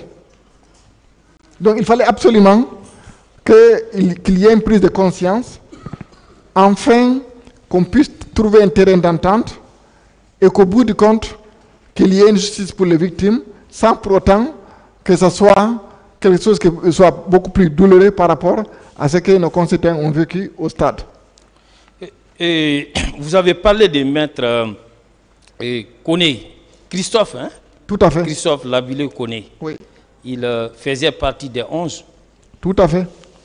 Et il a été soumis aux mêmes actes de torture, de séquestration que vous... Non, je ne pense pas. Vous savez, il y a certains détails que je ne veux pas vraiment évoquer ici, puisque, comme je vous ai dit, les mémoires sont encore fraîches, et puis si on est là, c'est pas comme on dit envenimer la situation. Mais lui, il n'a pas suivi de torture. Et puis, vous savez, ces événements-là ont fait l'objet d'une couverture médiatique assez large. Même maintenant, quand vous allez sur Google, les noms de 11 personnes sont cités. Par exemple, il y a la Fédération internationale des droits de l'homme qui avait fait un communiqué à l'époque. Quand vous allez sur Google, vous verrez le nom de tout le monde. Et puis au-delà, il y a beaucoup d'articles encore au niveau de l'Internet par rapport à ces événements-là. Et vous, aujourd'hui, parmi les 11, je crois que vous êtes la première personne à accepter de venir comparaître et de nous dire ce que vous avez vécu. Alors, j'imagine que vous devez être en contact avec les autres, parce que moi j'ai vu circuler sur les réseaux sociaux des déclarations d'un certain Mamadou Kali Diallo qui se réclame aussi être des 11. Est-ce que, en dehors de vous, il y a d'autres parmi les 11 qui entendent aussi comparaître? Bon, vous savez, il y a par exemple parmi nous un monsieur qui est même décédé. Il y a une des personnes aussi que j'ai rencontrée il y a même pas en fait 3 semaines. Mais la plupart des gens, ils veulent juste tourner la page, puisque c'est vraiment des événements assez douloureux. Il y a beaucoup de choses que les gens ne peuvent pas imaginer. Quand vous revivez ces événements-là, ça fait mal. Je ne souhaiterais même pas, même à mon pire ennemi, d'être victime de torture. Même mon pire ennemi, je ne le souhaiterais pas. En dehors de vous, les activistes, des militants des droits de l'homme, et quelles autres personnes ont été enfermées dans ces conteneurs? Oui, comme je vous ai dit, on a trouvé 2 personnes à l'intérieur du conteneur. Et quand nous sommes sortis, ces 2 personnes-là étaient encore à l'intérieur du conteneur. Vous ne saviez pas le motif? Je ne sais absolument pas le motif pour lequel ils étaient enfermés. Et aussi pendant qu'on me torturait. Et ça aussi, j'entendais clairement les personnes qui pleuraient, qui suppliaient. Ça, c'était la nuit. Leur cri. Et venaient d'autres conteneurs? Non, non, non. Quand on m'a envoyé à l'intérieur du bâtiment pour me faire auditionner. Vous avez été auditionné à quelle heure? Vers 21h comme ça jusqu'à 2h du matin, la nuit. De 21h à 2h du matin? Oui. C'est en ce moment des cris vous parvenaient? Non, j'entendais, je vous ai dit, ça fait mal. J'entendais les gens. Vous savez, on a toutes nos sensibilités. Quand vous entendez de tels cris, de tels supplices, arrêtez. Il y a certains qui disaient, achevez-moi, mais arrêtez. Ça fait mal. Je vous dis, j'ai subi beaucoup de choses dans ma vie, mais je n'ai jamais subi des traitements aussi douloureux que ceux-là. Et surtout sur le plan psychologique. Ce n'est pas juste le plan physique. Le plan physique, je vous dis, hein, vous pouvez me découper, je ne pourrais pas sentir quelque chose, mais sur le plan psychologique, c'est des choses, ça vous marque pour toute votre vie. Je voudrais savoir, en dehors du conteneur, est-ce que vous avez pu entrer en contact avec d'autres personnes qui étaient aussi en état de captivité au même titre que vous et avec lesquels vous avez éventuellement échangé? Non, comme je vous ai dit, quand on m'a fait sortir du conteneur, on m'a envoyé directement dans ce bureau. On m'a torturé jusqu'à 2h du matin. J'ai signé le procès verbal. J'ai dit, écrivez tout ce que vous voulez, vous envoyez signe. Après, on m'a ramené dans le conteneur. Et quand on m'a ramené dans le conteneur le matin, on m'a fait sortir du conteneur et devant moi, il y avait le colonel Diaby qui est là, avec M. Koutoubou Sano. Mais les cris qui vous parvenaient, alors, est-ce que vous avez pu faire des estimations pour savoir qu'il pouvait avoir tel autre lieu et des tortures et d'incarcération en dehors de votre conteneur? J'étais dans la salle, je vous ai dit, j'étais à l'intérieur. Ce n'est pas dans le conteneur que j'ai entendu les cris. C'est lorsqu'on m'interrogeait à l'intérieur du bâtiment, c'est là où j'ai entendu les cris. Il y avait un bureau à côté, c'est là où ça criait. Ok, un violon à côté. Bon, je ne sais pas, parce qu'une fois de plus, moi, on m'a envoyé dans une salle. J'étais à l'intérieur et quand on m'a fait sortir là-bas, directement, on m'a renvoyé au niveau du conteneur. Vous y avez passé combien de jours? Non, on nous a envoyé là-bas aux alentours de 20h et puis on est resté jusqu'à le matin. Le matin, c'est là où le colonel Diaby et M. Koutoubou Sano sont venus nous faire sortir. Okay. Excusez-moi, je vais vous poser forcément la question. Personnellement, vous avez reçu combien de coups? Pardon? Vous avez reçu des coups. Des coups vous ont été administrés. Pas un seul coup. Je vous ai dit, d'abord, quand il est venu nous arrêter, il nous a traînés par terre. Dans les conditions normales. Vous venez, et puis une fois de plus, nous ne sommes pas des délinquants. Je vous ai dit, j'étais connu vraiment au CNCD. Et puis, on a envoyé un mémorandum. Ce n'est pas puisqu'on s'est levé pour organiser la grève de la faim. Avant qu'on ne déclenche la grève de la faim, j'ai envoyé un mémorandum avec l'accusé de réception au niveau du chef d'état-major de l'armée. J'ai envoyé au niveau des ambassades. J'ai envoyé au niveau du gouvernement à l'époque avec les accusés de réception. Ce n'est pas comme si on s'était levé pour organiser. Non, on a dit on organise de telle date, à partir de telle date, une grève de la faim pour exiger telle chose. Donc, moi, j'aurais attendu, par exemple, qu'on trouve là-bas, qu'il vienne frapper à la porte, qu'il ouvre, qu'il nous prenne, et puis qu'il nous fasse monter dans les pick-up pour nous envoyer, peut-être au Camp Alpha ou ailleurs, mais qu'on ne vienne pas défoncer la porte et puis nous tirer, certains par les pieds, certains par les mains, certains par la tête, et puis nous envoyer nous faire asseoir et puis prendre leurs pieds, mettre sous nos têtes, comme si on était des animaux. C'est déshumaniser la personne. C'est ce que j'ai dit. Colonel Thiebro, il est là. Je ne le pardonnerai jamais. J'estime un être humain doué d'intelligence, de sensibilité, ne veut pas faire ça à un autre humain. Et surtout, nous n'avons rien fait à quiconque pour justifier un tel traitement. Colonel Thiebro Camara, il est là. Il nous a traités comme même des animaux. Vous ne traiterez pas une personne comme ça. Même des animaux, votre chien, vous ne le ferez pas.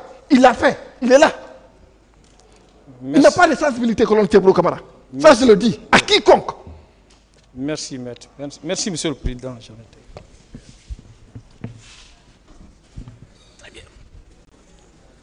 Chers confrères, oui. J'ai juste quelques questions.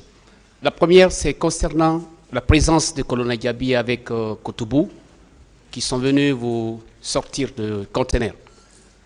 Après cela, est-ce que vous avez bénéficié d'un traitement médical? Oui, après le camp Al-Faya, oui. Ils nous ont envoyés à l'hôpital Donka. Bien. On a, comme je vous ai dit, il y a certains qui étaient blessés, d'autres qui avaient des égratignures. Moi, par exemple, mon visage était enflé. Donc, on a subi des pansements, des traitements. Et après, Donka, on nous a envoyés à côté du pont Vieux-Novembre. Il y a un restaurant là-bas. Enfin, snack. Des sandwichs, on nous a envoyés là-bas. D'accord. Bien. Alors, vous avez dit tout à l'heure aussi que c'est vous qui êtes l'auteur du premier communiqué du CNDD. Tout à fait. Maître, avez-vous appris encore que Général Korka et Colonel Diaby ont rédigé le premier communiqué du CNDD? De ce côté, en ce qui concerne ce communiqué-là, maître, oui. Colonel Moussa Dadi, c'est là. Parce que pendant la nuit, j'étais au téléphone. Jusqu'au matin, j'étais au téléphone avec les gens. Et il y a suffisamment de témoins, et même le colonel Moussa Dedis là, il a changé 2 mots. Et puis, même au niveau de la lecture du communiqué, ce n'est pas lui qui était censé lire le communiqué. Mais il se retrouvait et il a sollicité à ce qu'on le laisse lire le communiqué. Qui? Capitaine Moussa Dadis Camara. D'accord.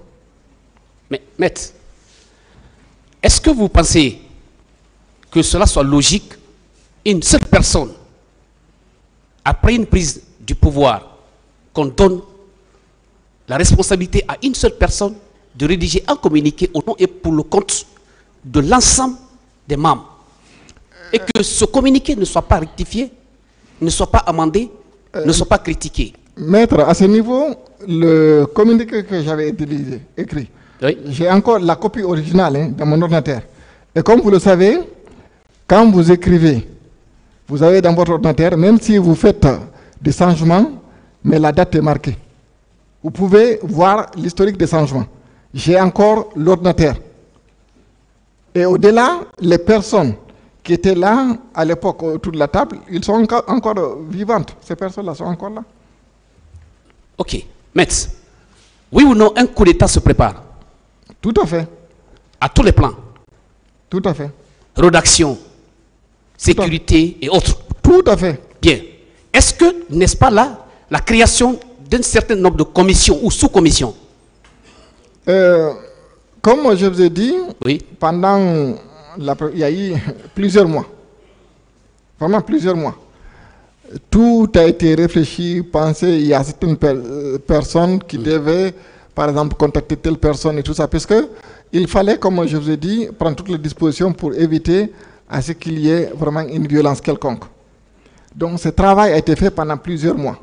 Et là aussi, puisque Capitaine Moussa Dadis Camara est là, je vous donne par exemple un autre détail. La feuille de route que nous avons établie, c'est ce qui a été suivi. Quand il y a eu cette première réunion, dont je vous ai parlé tout à l'heure, dans les conditions normales, après la réunion, les personnes concernées devaient revenir et puis faire le compte rendu à Capitaine Moussa Dadis Camara. Parce que lui-même, il voulait assister à la réunion. On a dit non, vous ne pouvez pas assister à la réunion puisque vous sortez avec votre cortège, il y a 10 ou 20 pick-up. Vous ne pouvez pas aller assister à une telle réunion. Mais après la réunion, il y a certaines personnes qui devaient venir lui faire le compte rendu. Il y a beaucoup de détails, comme je vous ai dit, que je ne pourrais pas vraiment donner à ce stade, puisque les mémoires sont encore fraîches. Peut-être dans mes mémoires, c'est des choses que je pourrais éventuellement raconter plus tard. D'accord. Ma dernière question, chers confrères. Est-ce que un communiqué est rédigé après la prise effective du pouvoir ou avant la prise du pouvoir? De ce côté, maître, par cette expérience, je vous l'ai dit, tout doit se préparer dans les conditions normales. Tout doit se faire à un détail près avant que ça ne soit fait. Parce qu'il faut que ce soit réfléchi, préparé à tous les niveaux. Sinon, ça risque d'échouer. Donc, vous étiez au même niveau d'information de ceux-là qui ont pris le pouvoir avant le communiqué? Et là aussi, il y a, par exemple, ça a été raconté ici, il y avait 3 groupes. Comme Capitaine Marcel l'a dit ici, il y avait le groupe de Capitaine Dadis Camara, il y avait le groupe du général Toto, que son âme repose en paix, il y avait notre groupe. Le soir, quand il y a eu la mort de général Lansana Conté, les gens se sont retrouvés au camp Al-Faya. Il y a eu plusieurs versions, je ne peux pas dire quoi que ce soit pour une simple raison, je n'étais pas au camp Al-Faya. Quand j'ai donné le communiqué, je voulais venir, on m'a dit non, pour une question de sécurité, je ne pouvais pas y aller. Donc, j'étais au téléphone avec les gens et je sais par la suite, il y a aussi beaucoup de choses que les gens m'ont racontées. Mais je n'étais pas présent, donc je ne peux pas m'exprimer là-dessus.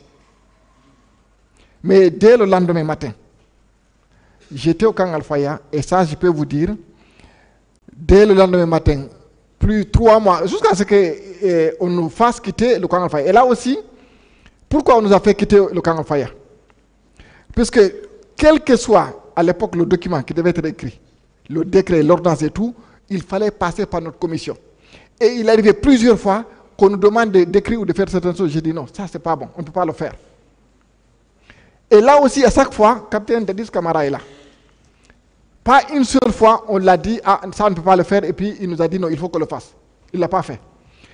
Le cas du Premier ministre, quand ils ont envoyé le nom de M. Komara, j'ai dit non, vous ne pouvez pas nommer un Premier ministre sans que vous ayez défini au préalable ses prérogatives.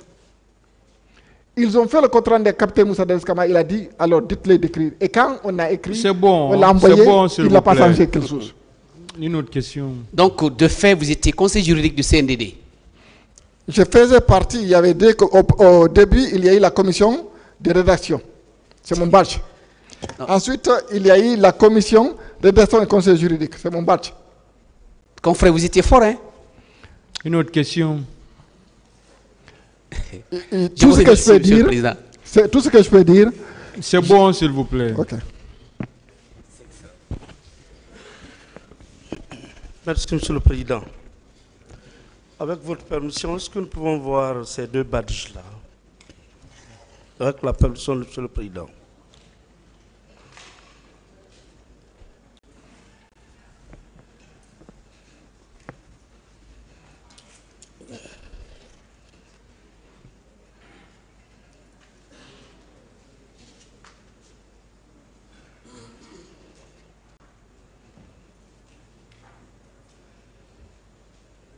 Question. Oui, d'accord.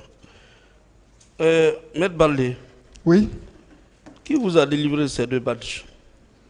Il y avait une commission au sein du CND qui délivrait les badges. Présidée par qui? C'était une autre commission, je ne me rappelle plus qui présidait la commission.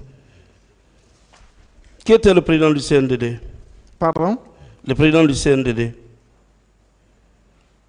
Mais le président du CNDD, c'était capitaine Moussa Dadis-Camara. Bon, ici, il n'apparaît pas sa signature. Non, maître, vous savez, une fois de plus, je ne veux pas être désagréable, mais vous-même, vous savez, est-ce que vous pensez que le président actuel, il peut s'impliquer au niveau de la confection des badges? Soyons sérieux. Je suis sérieux. Je veux comprendre. Le deuxième que vous venez de présenter n'est même pas signé. Chacun peut faire ça. Il n'y a pas de numéro, il n'y a pas de signature, rien. Vous pouvez expliquer cela. Maître, on n'est pas là pour définir ou bien discuter des qualités des badges ou pas. Je vous ai donné ces badges juste à titre d'information, pas pour autre chose. D'accord. Et ces deux badges vous permettent d'accéder partout? J'avais accès à tout le monde. Très bien. Maître, le CNDD vous a invité ou bien vous vous êtes fait inviter? Le CNDD ne m'a pas invité, comme je vous ai dit, j'étais un acteur principal parce que nous avons travaillé, nous avons préparé, et lorsque il y a eu le décès de Général Lansana Conté, je suis venu pas parce que j'étais invité, mais parce que j'étais un des acteurs à l'époque. La composition de votre groupe, peut-on le connaître? Connaître? Bon, il y a certaines personnes que je peux vous donner le nom, je vous ai déjà dit. Oui. Il y avait l'ancien ministre de la Justice, colonel Sibalo Lamou, il est là, il est à la retraite. Il y a colonel Akoy, qui est au niveau du stade de Nango maintenant. Il y avait Elhaj Demba Fadiga, qui était député uninominal de Kindia, il est là, il est vivant. D'accord. Donc toutes ces personnes-là attendaient juste la mort du général Lansana Conté? Non, non, non, non, non. Ah. Quand il y a eu la prise de pouvoir, il y a plusieurs commissions qui ont été mises en place. Je veux parler d'avant la prise de pouvoir. Non, avant la prise de pouvoir, oui, c'était d'autres personnes que je ne citerai pas ici. D'accord. Qui a créé le contact entre vous et les militaires qui se sont emparés du pouvoir? Il y a eu, après l'échec du mouvement que j'avais initié pour demander la démission du général Lansana Conté, oui, il y a eu des officiers qui sont venus vers moi. Des officiers? Oui, des officiers de l'armée. Oui. Lesquels? Non, je ne dirai pas leur nom. D'accord. Et qui a créé le contact entre vous personnellement et les membres du CNDD, au plus haut niveau? Non, je vous ai dit, dès le lendemain, j'ai écrit le communiqué et puis on a travaillé, préparé comment ça devait se faire. Puisque l'exercice du pouvoir, vous ne pouvez pas improviser. Donc il fallait réfléchir comment allait se faire. Donc dès le lendemain, on s'est retrouvé au camp Al-Faya. Mais qu'est-ce que vous avez de particulier pour que ces militaires s'adressent à vous? Là, il faudrait leur poser la question, maître. Non, c'est vous qui êtes à la barre. Non. Je ne pourrais vous répondre. Et si vous insistez, maître, vous savez, une fois de plus, il y a tout le monde qui nous écoute. Je ne veux pas vraiment dire certaines choses. Maître, vous dites que qu'est-ce que j'ai en particulier? Qu'est-ce que vous avez à l'époque en particulier, maître, pour que les militaires... Attends, laissez-moi répondre. Je suis diplômé de l'Université de Lausanne. J'ai un master en droit européen et en droit international économique de l'Université de Genève. J'ai un master en droit international public de l'Université américaine de Washington DC. J'ai un master de l'Université de Stanford. C'est l'une des 3 meilleures universités au monde. D'accord. Si vous ne savez pas, l'Université de Stanford. Et j'ai travaillé dans le département juridique de la Banque mondiale quand j'ai quitté là-bas pour revenir ici en Guinée. Donc, j'estime que j'avais l'intelligence et l'expérience qu'il fallait pour réfléchir. Et puis au-delà, il y a beaucoup de choses que je fais dans ces pays depuis mon retour. D'accord. Félicitations. Est-ce que tous vos diplômes là étaient connus par les militaires qui venaient de prendre le pouvoir? S'il y a eu des officiers qui sont venus vers moi, c'est puisque ils ont su ce que je pouvais faire et on a travaillé et puis on a démontré de quoi on était capable. D'accord. Donc c'est vous qui êtes parti vers eux? Je ne suis pas parti vers quiconque. Maître, quand le CNDD a pris le pouvoir, un officier ne pouvait pas se déplacer comme ça, il fallait beaucoup de questions, s'il vous plaît. Tout à fait. Est-ce qu'avec beaucoup de militaires, est-ce que c'est sûr que des militaires se sont déplacés pour venir chez vous et vous demander de rédiger leur communiqué? Maître, c'est à peu près vers 19h qu'on m'a appelé. Qui on vous a appelé? Laissez-moi répondre. Il y a certains détails que je ne donnerai pas ici. Mais à 19h, on m'a appelé et je vous ai dit, tout était préparé avant le décès du général Lansana Conté. Donc, dès qu'il y a eu son décès, immédiatement, on m'a appelé pour me dire, ah, il est décidé, rédige le premier communiqué. Et je l'ai fait. Qui on vous a appelé? Non, je ne vous dirai pas un nom. D'accord. Pourquoi votre nom ne figurait pas sur la liste des membres du CNDD? Je vous ai expliqué. Je n'ai jamais voulu, le travail que je fais, je ne l'ai pas fait pour une question de pouvoir. D'accord. Je ne l'ai pas fait pour une question d'argent, je l'ai fait par question de conviction. Qui est Nabi Kamara? Pardon? Nabi Kamara. C'est l'acteur directeur du centre de formation du ministère de la Justice. À l'époque, il était magistrat ou il était... Non, je crois qu'il était auditeur, il était au niveau de la formation à l'époque, du centre, au niveau du centre. Donc vous étiez ensemble? Non, on n'était pas ensemble, mais il y a un certain nombre de civils qui ont été cooptés puisqu'il fallait respecter l'engagement qui était pris, qui était celui d'avoir à la fois des civils et des militaires et aussi des femmes au niveau du CNDD. Donc pour respecter cet engagement, il fallait coopter un certain nombre de civils. Ok. J'ai été 2 fois sollicité membre du gouvernement. Quels sont ces postes selon vous? Je ne pourrais pas vous dire davantage. Est-ce que ces sollicitations-là étaient sérieuses? Je ne pourrais pas vous dire davantage. Vous pensez que, est-ce qu'on peut envoyer des émissaires vers vous comme ça? Nous voulons que vous soyez ministre et que vous déclinez l'offre comme ça. Maître, vous croyez ce que vous voulez, mais les personnes sont encore vivantes, elles sont là, et ce que je dis là, le monde entier nous regarde. Et ceux qui me connaissent le savent. Je ne suis pas une personne qui raconte les choses pour les raconter. Bien. Les 11 qui se sont retrouvés à la maison des jeunes de Dixine avaient un agrément? C'était une attestation? Pardon? Est-ce que vous avez un agrément? Oui, on avait un agrément. Et on a organisé la grève de la faim sous la bannière de la Fédération des associations de la jeunesse guinéenne, FASEG. Vous maintenez que c'était dans la maison de la jeunesse? Oui, de Dixine, pas. Le maire vous avait-il délivré une autorisation? Ah, maître, non. On n'avait pas besoin de l'autorisation du maire pour ça. On a organisé une grève de la faim. C'est tout. Dans une maison appartenant à l'État? Tout ce qu'il nous fallait, c'était payer les frais de location de la salle pendant la période où on devait organiser notre grève de la faim.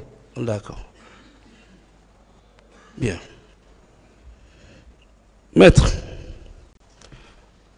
Est-ce que vous trouvez normal qu'un mois juste après les événements tragiques, pendant que les cœurs saignaient, que vous vous retrouvez pour déclencher une grève de la faim? Vous pensez que c'était nécessaire? Maître, nous nous sommes dit, il y avait des options. Rester silencieux, indifférent, tout en connaissant les risques réels à l'époque qui existaient pour qu'il y ait encore d'autres violences, ou bien utiliser la méthode d'estimion était plus appropriée afin d'apporter notre modeste contribution pour la consolidation de la paix et de l'état de droit dans notre pays. Et ce choix-là consistait à organiser une grève de la faim pour attirer l'attention à la fois des Guinéens et la communauté internationale sur les exactions qu'il y a eu au 28 septembre et les jours suivants, et demander à ce qu'il y ait plus de violences de cette nature, et pour que cela soit fait, que tous les acteurs concernés puissent s'asseoir autour de la table, négocier et trouver une solution consensuelle. Et votre grève de la faim a abouti à quoi, finalement, selon vous? Ça a eu un impact énorme, parce que comme je vous ai dit, cela a permis de mettre la pression, à l'époque, sur les acteurs, afin qu'il y ait un certain consensus. Et au-delà, il y a certaines velléités à la suite de cette grève de la faim et les pressions, parce qu'au niveau de la communauté internationale, n'oubliez pas, quand on fait des déclarations, quand on organise la grève de la faim ou bien quand on manifeste, l'objectif c'est quoi?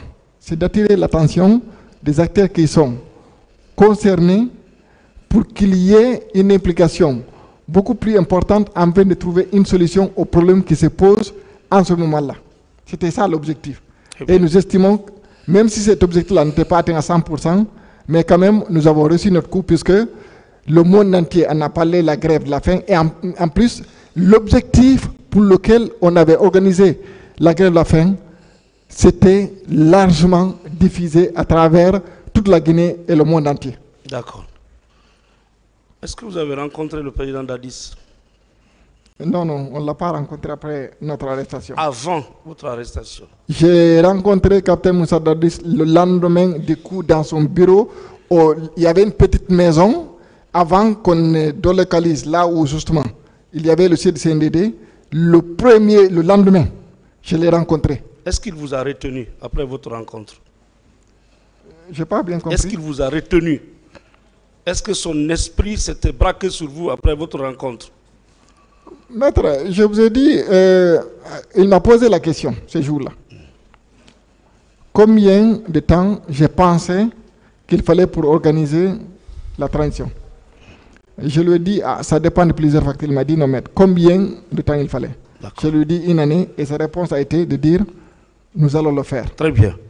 Maître, vous pensez que s'il avait découvert en vous une utilité, il allait vous laisser partir comme ça? Mais il n'a pas laissé partir. Les jours suivants, il n'allait pas vous surprendre avec un décret? Mais un décret, je vous ai dit, j'ai refusé. Attendez. Bon, ça a tout l'air s'il vous plaît, ça a tout l'air d'un débat de personnes. Ok. Maître, dans le conteneur, vous maintenez que vous n'avez pas fait l'objet de poursuite, finalement? Pardon? Vous n'avez pas fait l'objet de poursuite. Poursuite dans quel sens? Finalement, quand on vous a envoyé dans le conteneur, oui, vous avez été libéré sans procédure. Oui. Sans procédure. Maître, on a fait une grève la faim. Et à ce que je sache, peut-être en Guinée, on aurait pu nous poursuivre en justice, ou bien comme Colonel Thiebro l'a fait, nous a envoyé, mais je ne pense pas dans l'histoire de l'humanité qu'il y a eu jamais une personne quelconque qui a été poursuivie en justice pour avoir organisé une grève de la faim pour demander à ce qu'il n'y ait pas la violence. À votre tour, est-ce que vous avez engagé des poursuites contre les auteurs de votre arrestation? Non, je ne l'ai pas fait.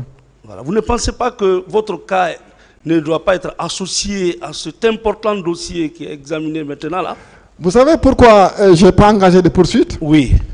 Depuis le lendemain oui, des événements du 28 septembre. Oui. Et ça, que vous voulez ou pas, ça n'a vraiment aucune importance, mais tout le monde sait le rôle que j'ai joué. Je n'ai pas voulu attirer l'attention sur moi. J'ai suivi le dossier jusqu'à la Cour suprême. Tous les documents que vous disposez, vous verrez mon nom. les mémoires, tout ce qui était, il y a mon nom dans tous les documents que vous disposez. C'est arrivé à la Cour suprême, quand le procès s'est ouvert, j'ai dit, et j'avais dit aussi avant, je ne peux pas permettre ce que le colonel Moussa Thiebro Camara nous a fait. J'ai vu ici qu'on le présentait comme un agneau.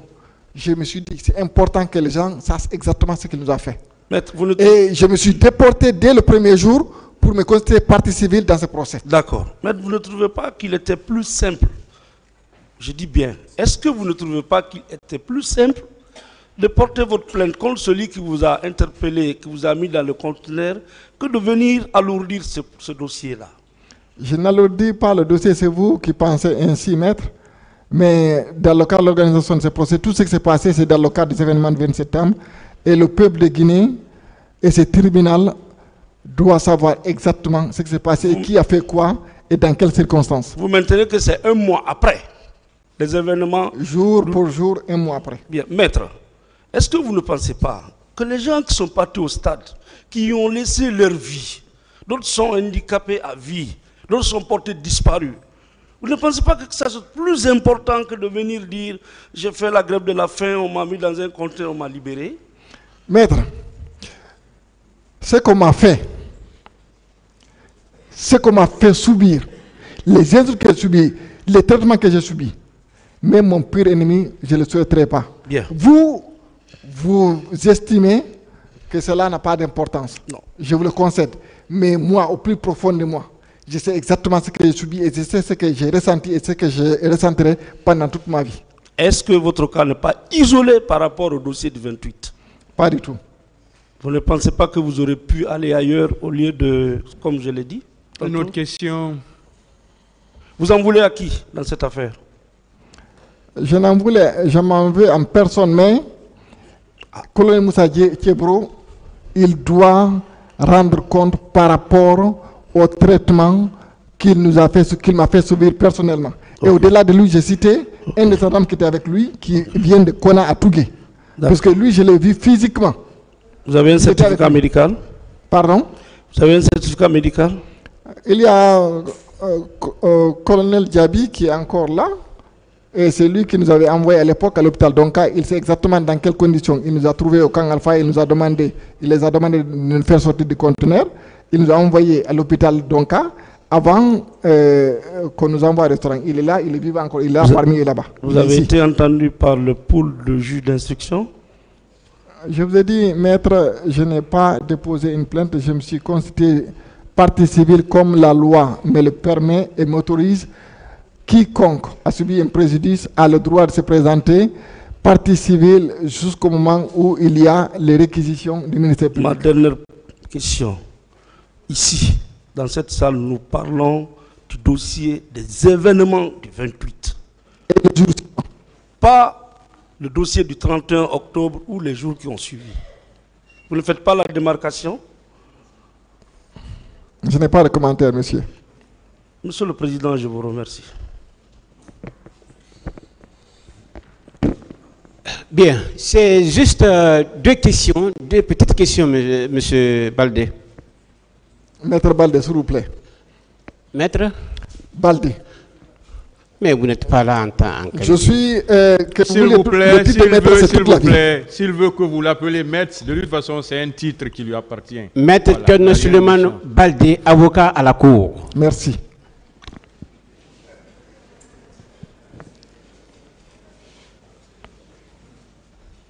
Maître Baldé. Oui. Dans cette procédure, vous avez porté plainte contre qui?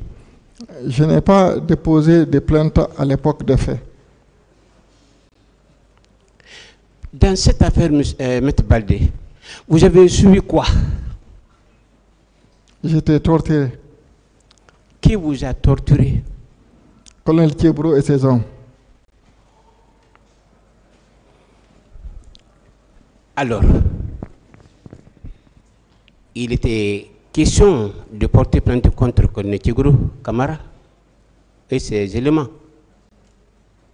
Oui ou non? C'est votre opinion, maître. Ma dernière question. Est-ce que c'était même opportun de venir devant ce tribunal criminel après un mois. Le procès du 28 septembre et le jour suivant, ce n'est pas moi qui l'ai dit, c'est dans le dossier. C'est les réquisitions du ministère public qui ont saisi le juge d'instruction, les événements du 28 septembre et les jours suivants. Merci, Monsieur le Président. Merci, Messieurs les assesseurs. Maître Baldé. Oui. Juridiquement, est-ce que vous pouvez nous situer dans le temps les événements du 28 septembre 2009 et jours suivants, juridiquement? Non. Vous avez quand même lu, vous avez tout à l'heure rappelé le réquisitoire introductif du procureur général à l'époque du 8 février 2010. Vous l'avez rappelé tout à l'heure. C'est une question que je vous pose, maître. Je n'ai pas de réponse. Vous êtes libre. Est-ce que vous avez lu le visa de ce réquisitoire? Je n'ai pas de réponse.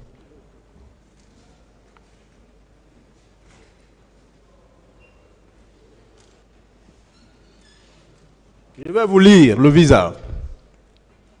Vu le rapport de la Commission nationale d'enquête indépendante sur les événements du 28 septembre 2009, vu le rapport de la Commission internationale d'enquête sur les événements du 28 septembre 2009, qu'est-ce que cela vous inspire? Je n'ai pas de réponse. Merci, maître.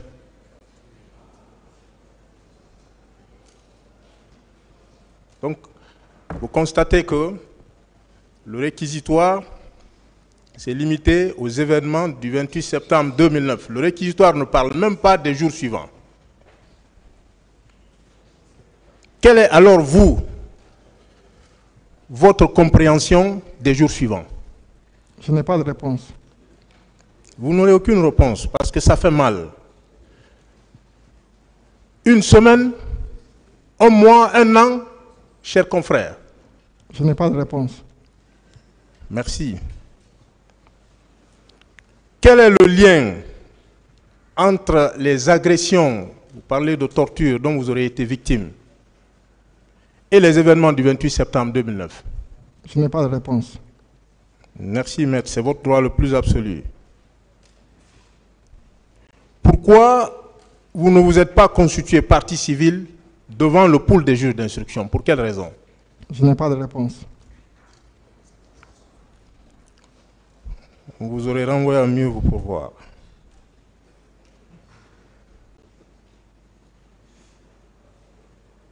Est-ce que vous avez lu l'ordonnance de renvoi? Je n'ai pas de réponse. Est-ce que vous savez que cette ordonnance de renvoi se limite aux événements du 28 septembre 2009, pas à une quelconque grève de la faim? Je n'ai pas de réponse. Je le savais avant aujourd'hui. En quoi, vous avez tout à l'heure parlé de dénonciation, en quoi la dénonciation des actes commis au stade du 28 septembre a un lien avec les infractions qui ont été commises au stade du 28 septembre? Je n'ai pas de réponse. Le tribunal en tirera les conséquences.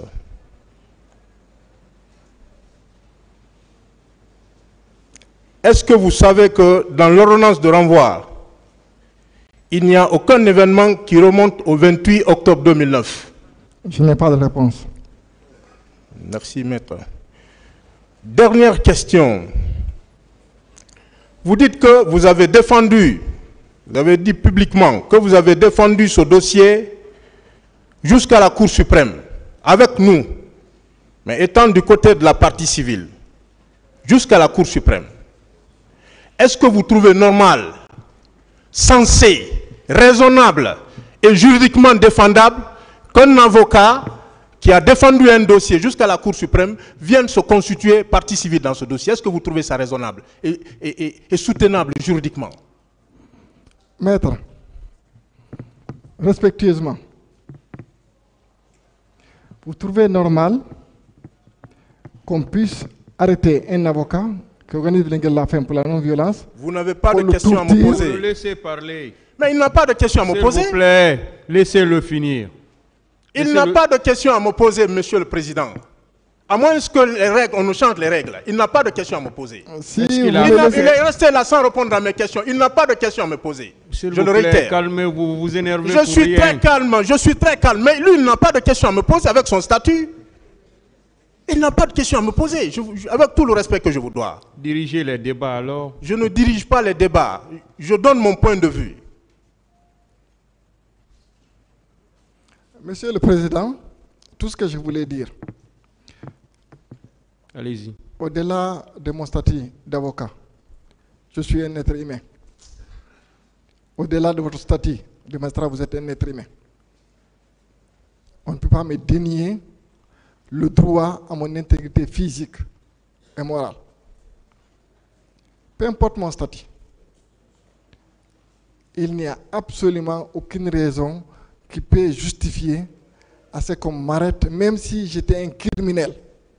Si j'avais tué beaucoup de personnes, on vient m'arrêter, on m'envoie devant les juridictions compétentes, on m'interroge, et comme vous êtes en train de le faire maintenant, on me juge par rapport aux actes que j'aurais commis, mais aucune personne n'a le droit de torturer un être humain, quelles que soient les circonstances. Aucune loi au monde ne le permet. C'est tout ce que je voulais dire. Tout le monde est convaincu qu'on n'a pas le droit de torturer un être humain, qu'on soit avocat ou qu'on soit menuisier. Vous avez esquivé ma question. La question est de savoir, est-ce que vous trouvez cela raisonnable en tant qu'avocat? Je n'ai pas de réponse. Merci, Monsieur le Président. J'en ai terminé.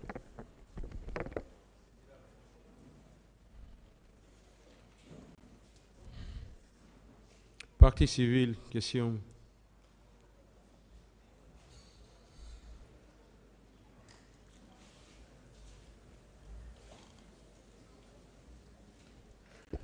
Merci, Monsieur le Président.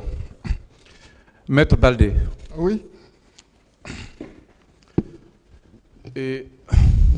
Savez-vous que le carnage a continué après le jour fatidique du 28 septembre? Le carnage a continué au-delà de ce jour, vous le savez? Tout à fait. Maître, comme je vous ai dit, oui. Dès mon retour, le mercredi de la même semaine, je me suis mis avec beaucoup d'autres personnes, que son âme repose en paix. L'ancien président de OSEDAS, Thierno Madjoussou. L'actuel président, M. Souleymane Ba, il est là, il est vivant. Puisqu'il y a beaucoup de personnes qui sont venues dans le dossier après. J'ai rencontré les personnes, je les ai vues par mes propres yeux. Ce n'est pas quelqu'un qui m'a raconté. Hein. Comme je le dis, il y a beaucoup de choses que je ne peux pas raconter ici, puisqu'une fois de plus, les mémoires sont assez fraîches. Mais c'est des choses qui sont assez difficiles même à imaginer. Il y a beaucoup de nos compatriotes. Il y a certains qui viennent témoigner.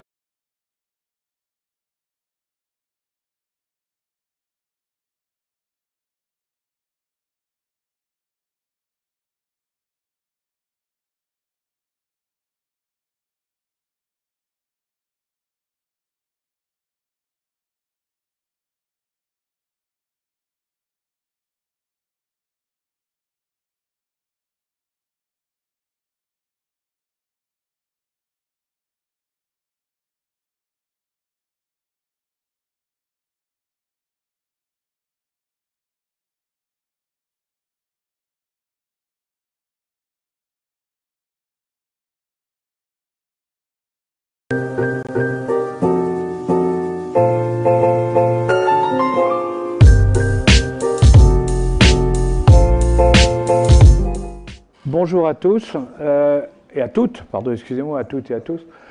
Je voudrais, avant de commencer à vous parler du premier des trois thèmes qu'on va traiter cet après-midi, je voudrais quand même vous préciser quelques petites choses concernant la géopolitique. Parce que vous avez commencé ce matin, vous avez fait une réunion de travail là-dessus.